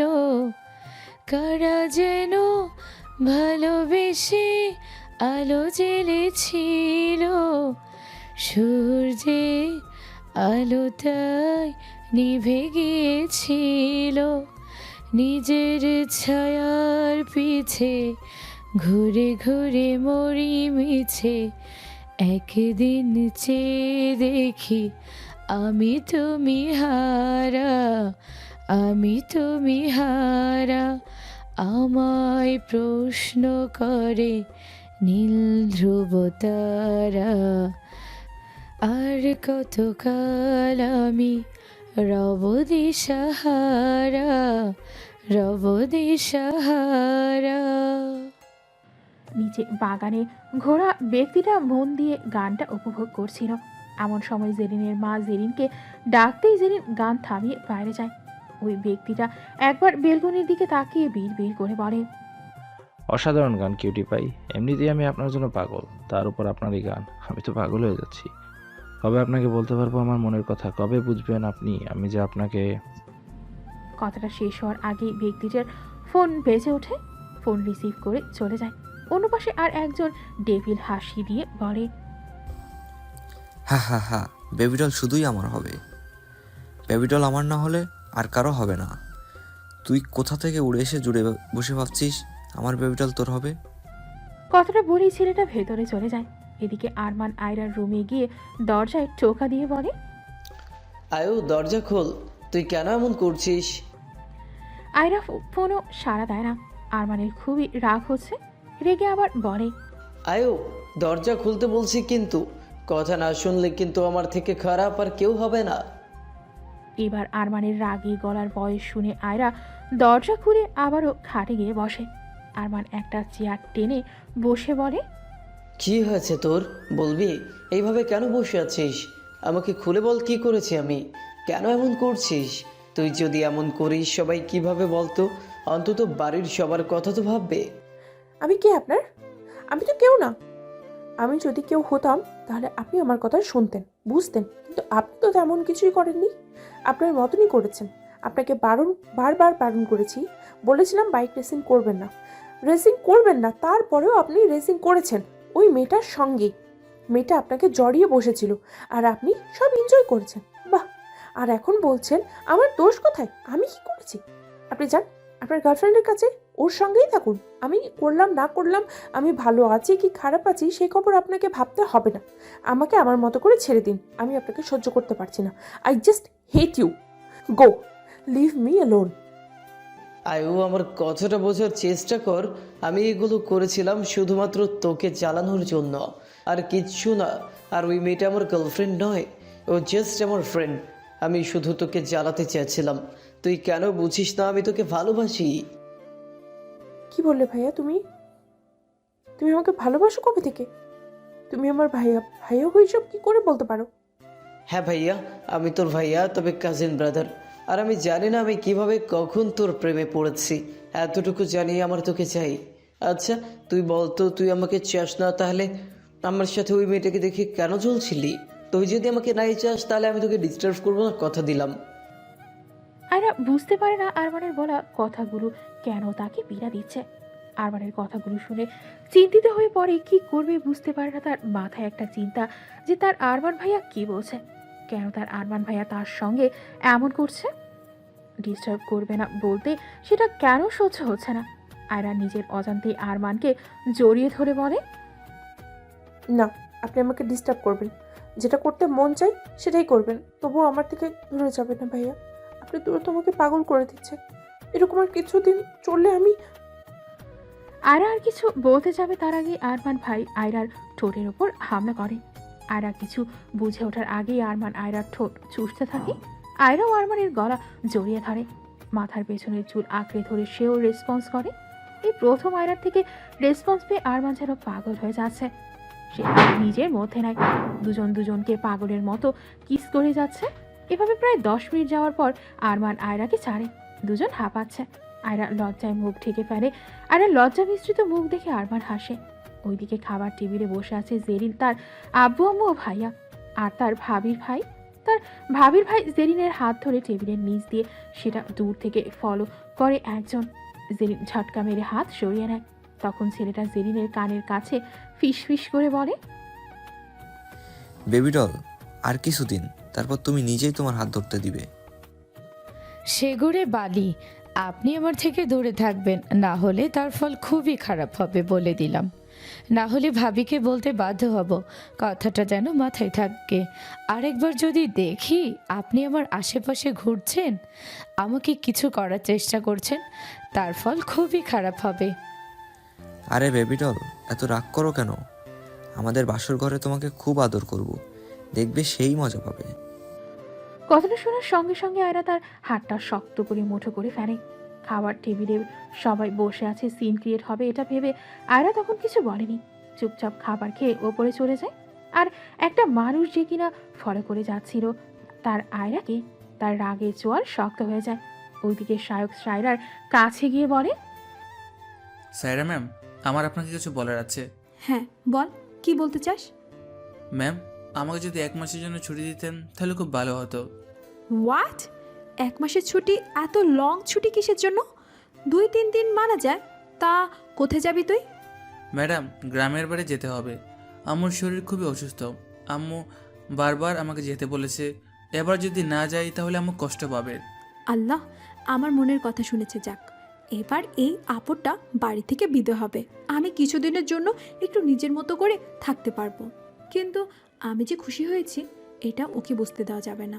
ঠিক আছে, আব্বুর কাছে যা, আব্বুর থেকে পারমিশন নিয়ে আয়। আব্বু যদি পারমিশন দেয় তাহলে তুই যেতে পারিস, আমার কোনো সমস্যা নেই। দেখ আব্বু কি বলে, আব্বু পারমিশন দিলে গিয়ে ঘুরে আয়, আমার কোনো সমস্যা হবে না। ওকে ম্যাডাম, ঠিক আছে। Thank you madam. 2 মাস পর, আজ 2 মাস কেটে গেল। এই 2 মাসে অনেক কিছু চেঞ্জ হয়ে গেছে। আয়রা ও আরমান চুটিয়ে প্রেম করছে। এদিকে সায়রার মন খারাপ, শায়কের কোনো খবর নাই। 1 মাস বলে আজ এলো না। এমন সময় সায়রার ফ্রেন্ড রোদেলা আসে তাদের বাসায় ঢুকতে গিয়ে আদনানের সঙ্গে ধাক্কা খায়। রোদেলা সরি বলে আদনানকে বলে, ভাইয়া সরি, আমি দেখিনি। কেমন আছেন আপনি? আলহামদুলিল্লাহ ভালো, তুমি কেমন আছো? আমিও আলহামদুলিল্লাহ ভালো আছি ভাইয়া। কোথায় যাচ্ছেন ভাইয়া? কলেজে যাব। তুমি এখানে? হ্যাঁ ভাইয়া, ওই সায়ুর কাছে এলাম। আজ কয়েকদিন সায়ুর ঠিক করা অফিসে আসছে না, সমস্ত কাজ অগোছালো হয়ে আছে, তাই দেখতে এলাম ও ঠিক আছে কিনা। ও আচ্ছা, ভালো, যাও। সায়ু মনে হয় ওর রুমেই আছে। ওকে ভাইয়া, থ্যাংক ইউ। আদনান বেরিয়ে যায়। রোদেলা সায়রার রুমে যায়। রুমে সায়রাকে না পেয়ে বাইরে খুঁজতে খুঁজতে আসছিল। এমন সময় আয়রার সঙ্গে দেখা হয়। তখন রোদেলা আয়রাকে দেখে জিজ্ঞেস করে, আয়ু কেমন আছো? আরে রোদেলা আপু যে, আমি আলহামদুলিল্লাহ ভালো, তুমি কেমন আছো? আমিও আলহামদুলিল্লাহ ভালো। সায়ু কোথায়? ওর রুম দেখে এলাম, পাইনি। ও আপুকে খুঁজছো? আপুকে দেখলাম ছাদে যেতে। ও আচ্ছা, থ্যাংক ইউ। বলেই রোদেলা এক দৌড়ে ছাদে যায়। এদিকে আয়রা সিঁড়িতে পা দিবে এমন সময় একটা হাত আয়রাকে হ্যাচকা টান দিয়ে নিয়ে গিয়ে দেওয়ালে চেপে ধরে। আচানক এমন কিছু হওয়ায় আয়রা ভয় পেয়ে যায়। ভয়ে চোখ বন্ধ করেছিল। আস্তে আস্তে চোখ খুলে তাকায়, কারণ সে জানে তাকে কে এইভাবে নিয়ে এসেছে। তার তো এই স্পর্শ ভালোভাবেই জানা, তাই সে চোখ খুলেই প্রশ্ন করে, এসবের মানে কি? এসি? পুতুল, তোর এসি আজ খুব হট হয়ে আছে, একটু ঠান্ডা করে দিক প্লিজ। কি বলছেন আপনি এসব? এটা বাসা, ভুলে যাচ্ছেন আপনি? কেউ দেখে ফেললে কি হবে? ছাড়ুন আমাকে। প্লিজ পুতুল, একটু সাহায্য কর, না হলে যে আমি ব্লাস্ট হয়ে যাব। বোঝার চেষ্টা কর না পুতুল। বলি আরমান আয়রার ঘাড়ের ওপর ঘন ঘন শ্বাস নিচ্ছে। আয়রা আরমানের এমন আক্রমণে পাগল হয়ে যাচ্ছে। আয়রারও শ্বাস ঘন হচ্ছে, তারও মাতাল মাতাল লাগছে। নিজেকে কন্ট্রোল করতে পারছে না, শরীরের ভর ছেড়ে দেয় আরমানের বাহুতে। আরমান তার প্রেয়সীকে নিজের বুকে আগলে নেয় এবং একটা ডিপলি কিস করে ঘাড়ে। ওইদিকে রোদেলা ছাদে গিয়ে দেখে সায়রা রেলিং ধরে দাঁড়িয়ে আছে। রোদেলা পেছন থেকে সায়রাকে জড়িয়ে ধরে।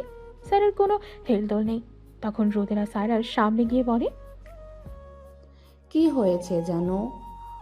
এভাবে আনমনা হয়ে কি ভাবছিস? তুই তো এমন ছিলি না। আমার সেই চঞ্চল সায়ু বেবি কই? তোর সেই সায়ু বেবি হারিয়ে গেছে। রোজ জানি না কবে আবার সে ফিরে আসবে। কি হয়েছে আমাকে বলা যায় না? বল না বেবি। তুই তো আমার বডিগার্ড সাহেবকে জানিস। ও 1 মাস ছুটি নিয়ে দেশের বাড়িতে গেছে। ও যাওয়ার পর প্রথম প্রথম ভালো লাগতো, কিন্তু ইদানিং জানি না কেন ওকে খুব মিস করছি। কিছুই ভালো লাগছে না। ওকে ছাড়া প্রতিটা ক্ষণ, প্রতিটা মুহূর্তে শুধু ওর কথাই মনে পড়ছে। 1 মাসের জায়গায় 2 মাস হয়ে গেল, ওর কোনো খবরই নাই। তুই কি ওনাকে ভালোবাসিস বেবি? আমাকে মিথ্যে বলিস না। সেটা তোর মনে আছে? যেটা বলবি খুলে বল। আমি না তোর জানু। ভালোবাসে কি না তা জানি না, তবে এখন প্রতিটা মুহূর্তে শুধু ওর কথাই মনে পড়ে। ওর দুষ্টু মিষ্টি খুনসুটি, ওর আমাকে পাহারা দেওয়া, ওর আমার আগে পিছে ঘোরা, সব কিছু ভালো লাগে। আর একটা জিনিস জানিস, যেদিন ও এই বাসা থেকে গিয়েছিল তার আগের দিন রাতে ওর সাথে আমার একটা অনাকাঙ্ক্ষিত মুহূর্ত ঘটে যায়। এই জিনিসটা নিয়ে প্রথমে না ভাবলেও এখন এইসব জিনিসগুলো মনে পড়লে আরও বেশি ওকে মিস করি রোদ। ওর নাম্বার নেই তোর কাছে? ওকে তো একটা ফোন করে খবর নিতে পারিস। কি করে নিব ওর খোঁজ? ওর ফোন নাম্বারই তো বন্ধ আছে। আমি কোনোভাবে যোগাযোগ করতে পারছি না। আমি জানি না ও ঠিক আছে কি না। আমার খুব টেনশন হচ্ছে। আচ্ছা এসব ছাড়, অফিস চল। কাজের মধ্যে দেখে ভালো লাগবে। কাজের মধ্যে নিজেকে একটু ব্যস্ত কর। রোদেলা সায়রাকে বুঝিয়ে নিজের বাসায় নিয়ে যায়। এদিকে জেরিনকে নিয়ে সিয়াম তার সিং ইং ক্লাসে যায়। গাড়িতে যেতে যেতে গান গায়, বাতাসে গুনগুন এসেছে ফাগুন, বুঝিনি তোমার শুধু ছোঁয়ায় এত যে আগুন। ও এলোমেলো হয়ে যায় মন, কেন আজ বুঝি না। দাবানল যেন ছড়ালো পার করে সীমানা, শপথের মতো হানা দেয় এ মনের কামনা। নিজেকে দেখে লাগে আজ অচেনা অচেনা অচেনা। বাতাসে গুনগুন এসেছে ফাগুন, বুঝিনি তোমার শুধু ছোঁয়ায় এত যে আগুন। ও মরণ দেখি আমার ওগো তোমার ওই চোখে,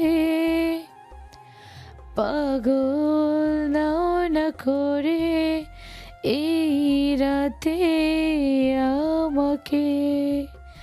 হো ভালোবাসা বন্য কোনো কথা শোনে না, নিঃশ্বাসে যেন চাতকে বুক ভাঙা বাসনা। বাতাসে গুনগুন। জেরিন গান গাইছে। সিয়াম আর চোখে জেরিনকে দেখছে। সিয়ামের এমন চাহনিতে জেরিন একটু লজ্জা পায়। সিয়ামের থেকে চোখ সরিয়ে নেয়। সিয়াম হাসে। জেরিন তার দিকে তাকিয়ে বলে, সিয়াম একদম হাসবে না বলে দিচ্ছে, খুব খারাপ হয়ে যাবে কিন্তু। আজব তো, আমি কি করলাম? তুমি আমার উপর রাগ দেখাচ্ছ কেন? আমার তোমার গান ভালো লেগেছে তাই হাসছি। এখন কি আমি হাসতেও পারবো না? না পারবে না, তুমি একদম হাসবে না, আমার লজ্জা করছে। লজ্জা করলে লজ্জা পাবে, তাতে কি? আমি আছি না তোমার লজ্জা ভাঙানোর জন্য। ধ্যাত, তুমি না খালি লজ্জা দাও আমাকে, ভালো লাগে না আমার। তোমাকে লজ্জা দেবো না তো আর কাকে দেবো বলো? তুমি তো আমার গার্লফ্রেন্ড। অন্য কাউকে দিলে তো আমার পেটের ছাল থাকবে না, তাই না? একদম রাইট, মনে থাকে যেন। আচ্ছা হয়েছে, এবার সামনে আসো। আর ভালো লাগছে না, তুমি পিছনে আমি সামনে।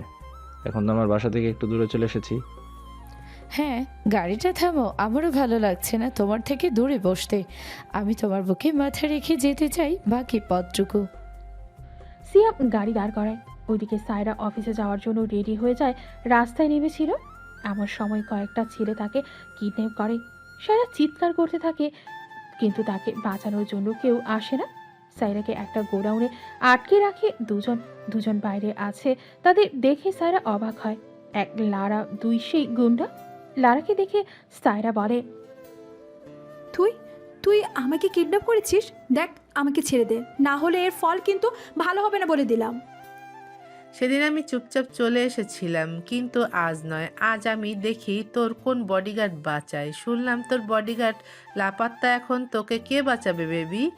আদিপ, তুমি ওকে ছিঁড়ে খাবে আর আমি সেটা দেখে মজা নেব। আমাকে অপমান করার মূল্য ওকে ওর ইজ্জত দিয়ে দিতে হবে। বলে লারা একটা চেয়ার টেনে বসে। চারোদিকে কালো পোশাকধারী লোক। আদিব এক পা করে এগিয়ে যায় সারা চিৎকার করে বাঁচানোর জন্য। লারা ও আদিব গলা ফেটে হাসে। হাসতে হাসতে যেই সায়রার জামায় হাত দিবে, এমন সময় রক্ত ফিনকি দিয়ে লারার ও সায়রার মুখে পড়ে। আদিব যন্ত্রণায় ছটফট করছে। লারা ও সায়রার সামনে তাকাতেই সামনের পুরুষকে দেখে অবাক হয়ে যায়। একজনের মুখে হাসি ফুটে ওঠে তো একজনের চোখে আতঙ্ক। সায়রা এবার লারার দিকে তাকিয়ে বলে, কিরে, বলেছিলি না আমাকে কে বাঁচাবে? দেখ, আমার বডিগার্ড আছে, এবার তোকে কে বাঁচাবে? ম্যাম সরি, প্লিজ ছেড়ে দিন। লারা চেয়ার ছেড়ে সায়রার পায়ের কাছে বসে ক্ষমা চায়।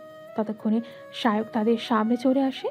সায়রার চোখে পানি সায়ককে দেখে, কি বলবে বুঝতে পারে না। সায়ক একবার সায়রার দিকে তাকায়, তারপর লারার সামনে দাঁড়িয়ে বলে, তোর এত সাহস আমার ম্যাডামকে কষ্ট দিয়েছিস? ওনার গায়ে হাত দেওয়ার সাহস কি করে হলো?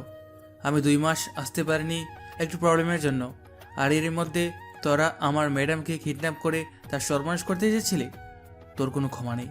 যেহেতু তুই মেয়ে মানুষ, আমি হাত তুলতে পারবো না, তাই তোদের জেলে যেতে হবে। বলে লারা আদিব তাদের লোকদের জেলে দিয়ে দেয়। সায়ক সায়রার বাঁধন খুলতে সায়রা সায়কের বুকে আসছে পড়ে। সায়ক সায়রার এই কাণ্ডে হতভম্ব হয়ে যায়, কি বলবে বুঝতে পারে না। কোনো রকম নিজেকে ছাড়িয়ে নিয়ে বলে, ম্যাডাম কি করছেন? সায়রা আর কিছু বলার অবস্থায় নেই। অজ্ঞান হয়ে সায়কের কোলে ঢলে পড়ে। সায়ক সায়রাকে কোলে করে বাসায় নিয়ে আসে। ডক্টর দেখে মেডিসিন দিয়ে যায়। 1 ঘন্টা পর জ্ঞান ফিরে আসে। ওইদিকে সিঙ্গিং ক্লাসে সারার সঙ্গে কথা বলে কলেজে আসে জেরিন। কলেজে আসতেই আয়রার সঙ্গে দেখা হয়। আয়রা দৌড়ে এসে জেরিনকে জড়িয়ে ধরে বলে, হাই বেবি, কোথায় ছিলে তখন? আর বলিস না, এই গানের স্কুল নিয়ে খুব চাপ। এমন সময় সিয়াম জেরিনের পার্স নিয়ে এসে বলে, জান, তোমার পার্স। আচানক সিয়ামের গলার আওয়াজ শুনে পেছন ফিরে তাকায় জেরিন। পার্স নিয়ে বলে, তুমি এত দেওয়ার জন্য আবার এলে? হ্যাঁ, তোমার যদি এটা প্রয়োজন হয় তখন তাই তো নিয়ে এলাম। আচ্ছা ঠিক আছে, এদিকে আসো, আমার বান্ধবীদের সঙ্গে পরিচয় করিয়ে দিই। আয়ু, এ হচ্ছে সিয়াম, আমার মায়ের ম্যানেজার আর আমার পার্সোনাল লাইফের ম্যানেজার। আর সিয়াম এরা আমার বান্ধবী, ও আয়রা, নিশাত ও আরিফ। তাই নাকি? আসসালামু আলাইকুম ভাইয়া।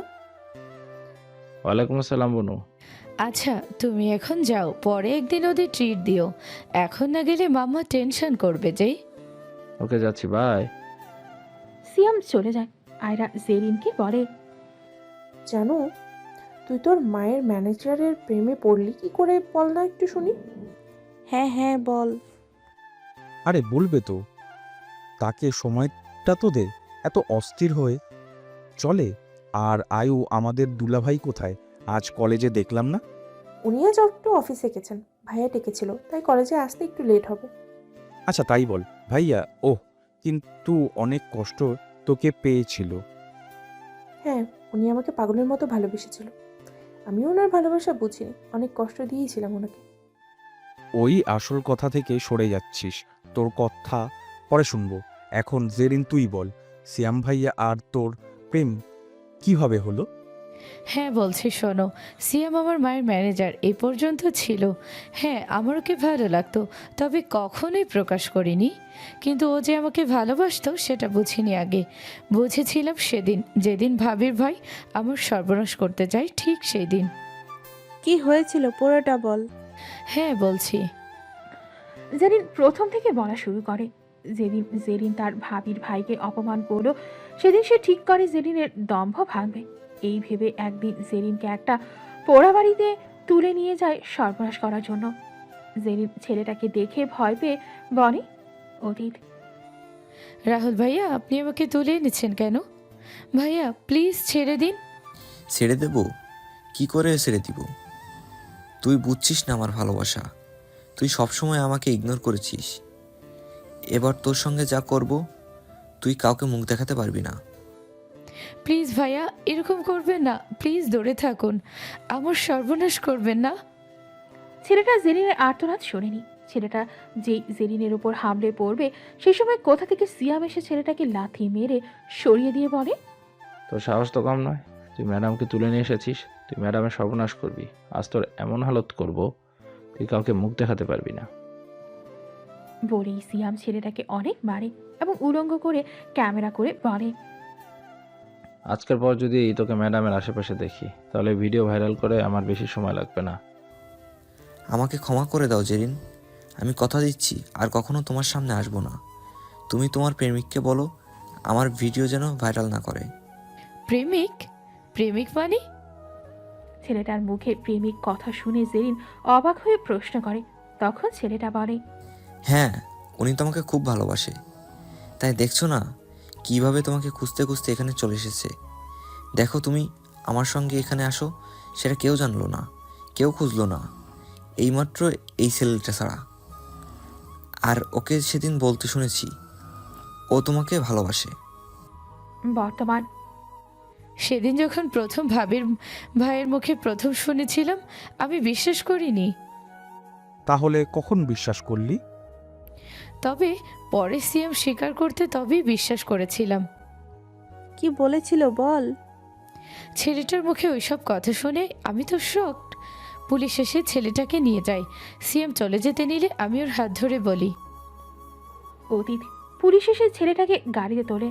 তারপর জেরিন ও সিয়ামকে উঠতে বলে জেরিন বলে, অফিসার আপনারা যান, উনি আমাকে পৌঁছে দিবেন।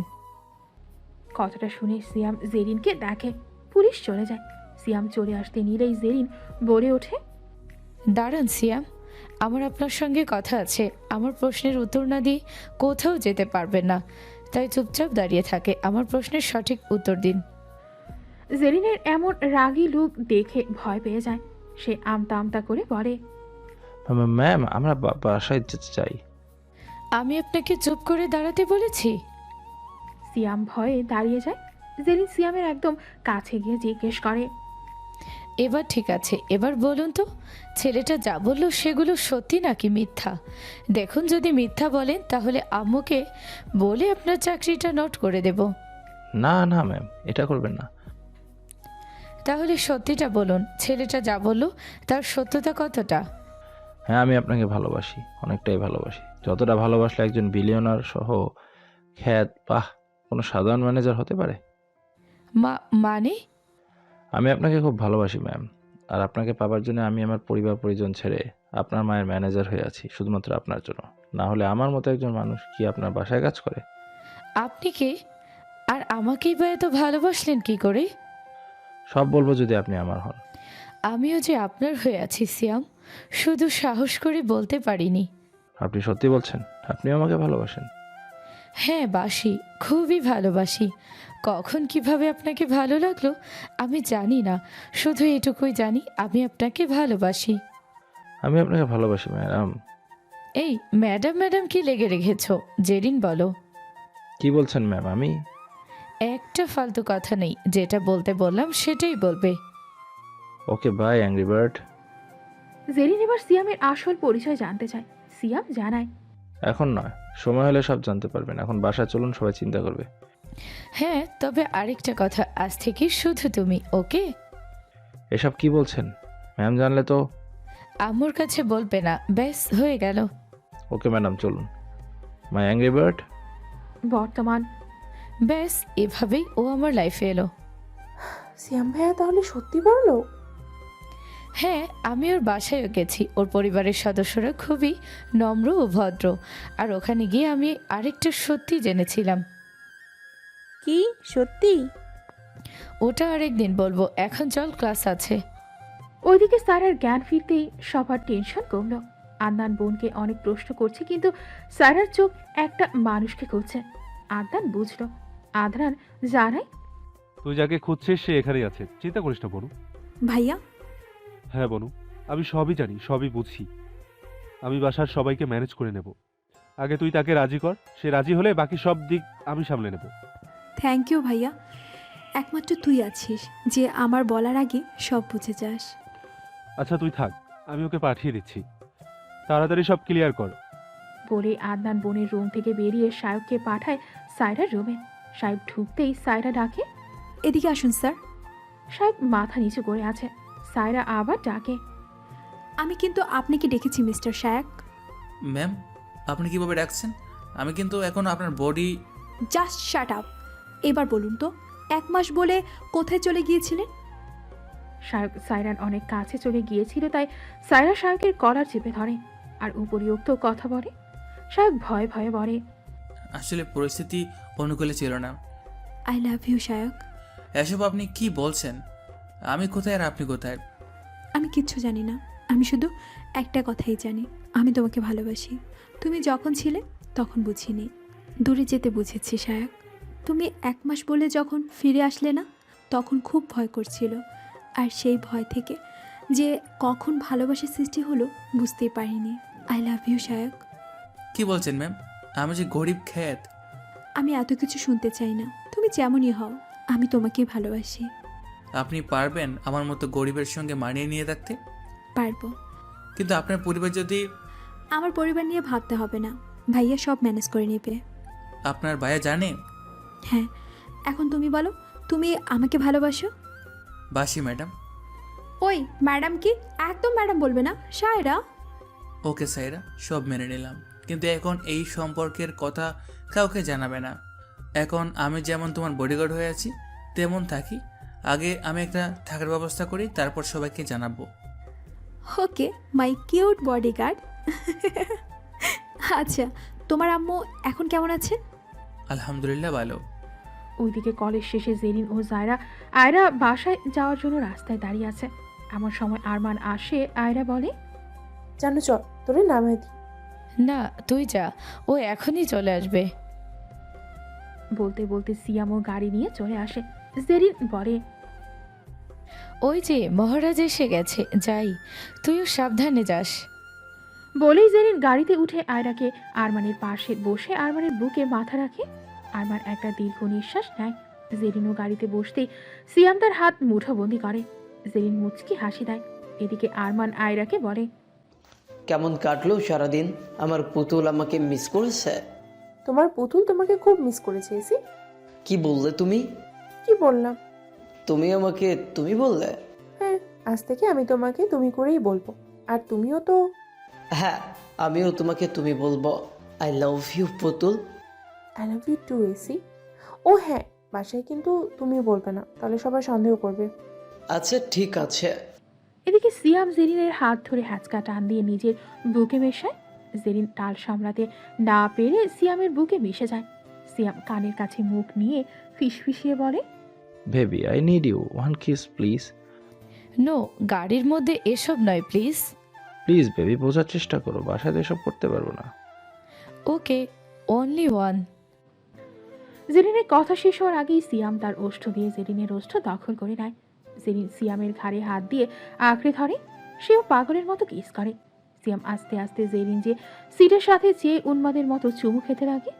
সিয়াম জেরিনের বুকে হাত দিয়েছে। এমন সময় গাড়ির দরজায় কেউ নক করে। দুজনে ছিটকে দূরে সরে যায়। জেরিন ভয়ে ভয়ে বলে, কে কে সিয়াম? ভয় পেও না, আমি দেখছি। বলেই কাজ নামায়। দেখে সামনে একজন বুড়ি মহিলা সাহায্য করতে বলে। সিয়াম 100 টাকা দিল। বুড়ি মহিলা চলে গেল। সিয়াম ও জেরিন বাসায় আসে। ওইদিকে আরমান ও আয়রা বাসায় ফিরে। আয়রা বাসায় ফিরে শুনে শায়ক এসেছে, তাই দেখা করতে যায়। দরজা ভেজানো থাকায় নখ না করে ঢুকে পড়ে। আর রুমে ঢুকে এমন কিছু দেখবে আশা করেনি। সায়ক সায়রাকে কিস করছে আর সায়রাও তাকে সাপোর্ট দিয়ে যাচ্ছে। এমন সময় দরজার আওয়াজ শুনে দুজনকে ছেড়ে দরজার দিকে তাকাতেই চোখ বড় বড় হয়ে যায়। সায়রা কি করবে বুঝতে পারে না। আয়রা বলে ওঠে, সরি আমি কিছু দেখিনি। You continue. বলে আয়রা পালিয়ে আসে। সায়ক ও সায়রা একে অপরকে দেখে, তারপর হেসে দেয়। সায়রা সায়ককে বলে, একটা কথা বলি, রাগ করবে না? হ্যাঁ বলো, কি আসলে কথা? পরশু রাত পেরোলে 1 জানুয়ারি, তাই অফিসের সবাই 31 নাইট মানতে চায়। তাই সবাই মিলে ধরেছে ঘুরতে যাবে। তাই কাল অফিস থেকে একটা ঘোরার প্ল্যান হয়েছে, সবাই যাবে। আর আমাকে। এই তুমি কি পাগল? এই শরীরে তুমি? প্ল্যানটা তো আগে, আর তাছাড়া তুমি আছো তো এখন। সায়ক আর কিছু বলে না। সায়রার খুশির কথা ভেবে মেনে নেয়। সায়রা খুশি হয়ে শায়কের গাড়ে একটা কষে চুমু দিয়ে নিজের রুমে পালিয়ে আসে। এমন সময় শায়কের ফোন আসে। ফোন হাতে নিয়ে দেখে তার মা কল দিয়েছে। আয়রাকে দৌড়ে আসতে দেখে আরমান তার রুমে ঢুকে দেখে আয়রা বেডে বসে মুচকি মুচকি হাসছে। আরমান তার কাছে যায়। এদিকে শায়ক কল রিসিভ করতেই তার মা বলে, বাবু কাল একটু বাসায় আসবি, খুব জরুরি দরকার আছে। কি হয়েছে আম্মু? আসবি? কাল তোকে আসতেই হবে। না এলে হয় না? না হয় না, কাল ছুটকিকে দেখতে আসবে, ভাই হিসেবে তো থাকতে হবে বাবু। ওকে, আমি আসবো। কল রেখে চিন্তায় পড়ো। ওইদিকে আরমান রুমে ঢুকে আয়রাকে জড়িয়ে ধরে। আচানক কেউ জড়িয়ে ধরায় আয়রা চিৎকার করতে যাবে, তখনই আরমান আয়রার ঠোঁট চেপে ধরে। আয়রা ছটফট করতে লাগে। 2 মিনিট পর ছেড়ে দেয়। আয়রা হাঁসফাঁস করতে করতে বলে, এই তুমি এটা কি করছিলে? আমার দমটাই আজ বেরিয়ে যেত। সরি পুতুল, তুই চিৎকার করতে চাচ্ছিলি, তাই তো কিছু ভেবে না পেয়ে তোর ঠোঁট চেপে ধরেছে। আমার করার কিছু ছিল না। তাই বলে ঠোঁট দিয়ে ঠোঁট চাপতে হবে? হাত নেই তোমার? সরি পুতুল, আসলে তখন মাথায় যেটা এসেছে সেটাই করেছি। হ্যাঁ, লুচ্চু মানুষগুলো তো এই পরিস্থিতিগুলোই আগে মাথায় আসে। আয়রার এমন কথায় আরমান জোরে হেসে দেয়। তখনই আয়রা মুখ চেপে ধরে আর ফিস ফিস করে বলে, তুমি পাগল হয়েছো? এইভাবে হাসছো, কেউ দেখলে কি হবে? মাথায় গেছে তোমার? যাও রুম থেকে। বলে আয়রা জোর করে আরমানকে রুম থেকে বের করে দেয়। আরমানও বাধ্য ছেলের মতো রুম থেকে বেরিয়ে যায়। আয়রা লজ্জা পেয়ে যায়। একটু পর সায়রা এসে দরজায় টোকা দেয়। আরমান এসেছে ভেবে আয়রা হাত উঁচিয়ে মারতে যায় আর বলে, এসি তুমি আবার এসেছো? তোমাকে বললাম না যেতে, কেউ দেখে ফেলে সর্বনাশ হবে। আয়রার কথা শুনে সায়রা অথবা বন্ধ হয়ে যায়, কিছুক্ষণ স্তম্ভ হয়ে দাঁড়িয়ে থাকে।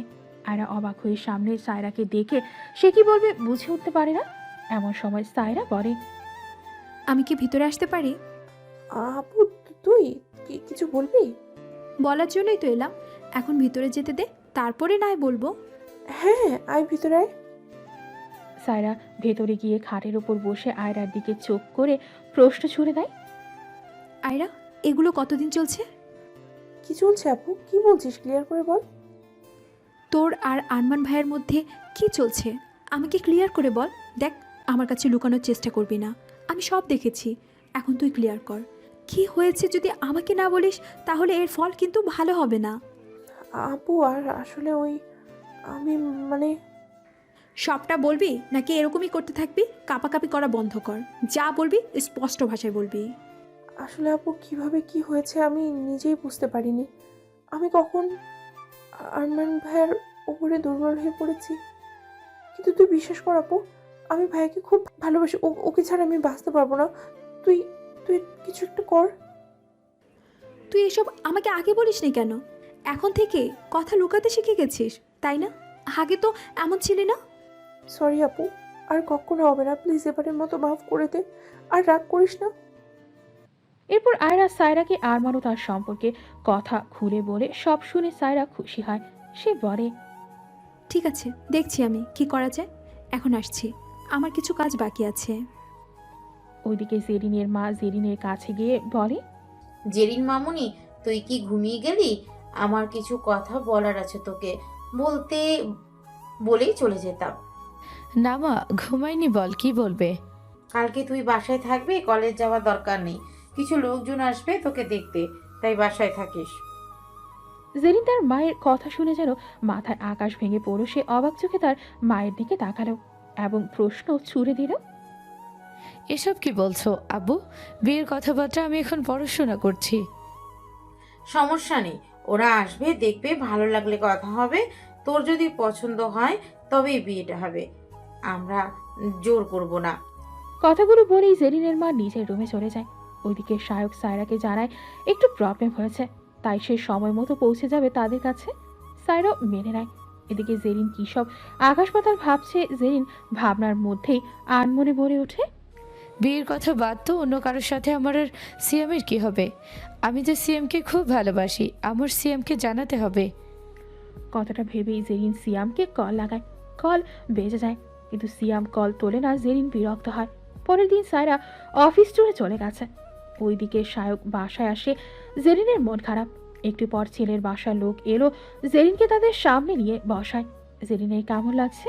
ওইদিকে ছেলের আপু জেরিনের মাকে বলে, আন্টি, আমি ছেলের আপু, সাবিহা সাবা। সবার গলার ভয়েস ও নাম শুনে অবাক হয়। সাথে সাথে জেরিন মুখ তুলে তাকায়। সামনের মানুষ দুজনকে দেখে জেরিন হতভম্ব হয়ে যায়। সে না চাইতেও বলে ওঠে, সাবা আপু, সিএম তো, তোমরা এখানে? অবাক হলি? জি মানি, তোমরা আর সিএম, তুমি এভাবে কি করে সবার সামনে বসে আছো? তোর সব প্রশ্নের উত্তর দেব, এখন শান্ত হয়ে বস। জেরিন আর একটা কথা না বলে সোফায় বসে পড়ে। সাবা বলতে শুরু করে, সিয়াম আমার ভাই, ওকে আমি এই বাসায় পাঠিয়েছিলাম। তোর বাসার সবাই জানে, শুধু তুই জানতি না, কারণ সিয়াম তোকে জানাতে চায়নি। সিয়াম চেয়েছিল তুই ওকে ভালো করে চিনবি, জানবি নিজের মতো করে। আর তুই নিজে থেকে যদি ওকে ভালোবেসে আপন করিস, তবেই ও তোকে আপন করবে। তাই ও ছদ্মবেশে তোর কাছাকাছি ছিল। কথাটা শুনে জেরিন কেমন চোখে একবার তাকায় সিয়ামের দিকে। সাবা কিছু একটা বুঝলো, তাই সে জেরিনের মায়ের দিকে তাকিয়ে বলে, আন্টি, ওরা একটু আলাদা করে কথা বলে আসুক। আমি জানি জেনির অনেক প্রশ্ন আছে সিয়ামের কাছে, তাই একটু। ঠিক আছে বৌমা, ওদের ছাদে নিয়ে যাও, ওখানে কথা বলে আসো। আমরা বিয়ের ব্যাপারে বড়রা কথা বলি। ওকে আম্মু, জিনি সিয়াম ভাইয়া আসুন। দুজনেই উঠে গেল। জেরিন একবার লাল চোখ করে তাকায়। সিয়াম কিছু বলে না, মাথা নিচু করে তাকায় মেঝের দিকে। ওইদিকে সায়রা ও রোদেলা অফিস ট্যুরে গেল। সাথে আদনারও ছিল। তাদের গ্রুপে রোদেলা ছিল, কিন্তু পুরো রাস্তা রোদেলা সায়রার সঙ্গেই ছিল। ওইদিকে একজন পুরো রাস্তায় সায়রাকে ফলো করে আসছে, যেটা সায়রা বা অন্য কেউ টের পায়নি।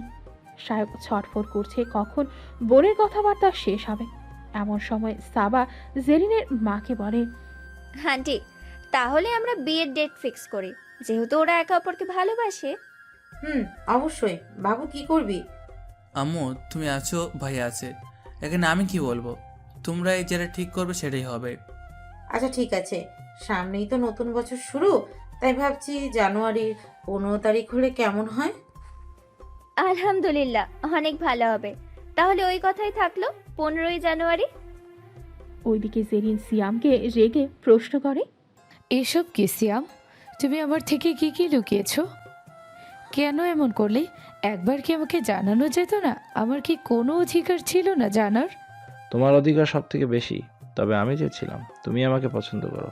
আমি কি করি বা আমার টাচ দেখে জানো তুমি আমাকে পছন্দ না করো, তাই এই ছোট্ট নাটক। Sorry baby. হয়েছে, আর মন ভোলাতে হবে না। দুজনের মান অভিমান মিটে এক হয়। বিয়ের ডেট ফিক্স হওয়ার সঙ্গে সঙ্গে সায়ক চলে যায়। ওদিকে রোদেলা সায়রাকে বলে, সায়ো বেবি, তুই একা এলি এরকম একটা ট্রিপে? তোর বডিগার্ড কোথায়? ও আসবে, ওর একটা জরুরি কাজ পড়ে গেছে, তাই আসতে পারেনি। ও একটু পর চলে আসবে। তুই কিডন্যাপ হওয়ার পর নাকি তোর বডিগার্ড তোকে বাঁচিয়েছে। বডিগার্ড নাকি ওই ছেলেটার হাত কেটে দিয়েছিল, আর লারাকে নাকি জেলে পাঠিয়েছে। আমার বডিগার্ড লারাকে ও ওই গুন্ডাগুলোকে জেলে পাঠিয়েছে, যারা আমাকে কিডন্যাপ করেছিল তাদের জন্য। ওইদিকে সায়ক বসা থেকে বেরিয়ে গেছে। এদিকে সায়রা কাউকে কিছু না বলে খেয়ে টেবিলের বাইরে ঘুরতে যায়। সেখান থেকে কেউ সায়রাকে কিডন্যাপ করে।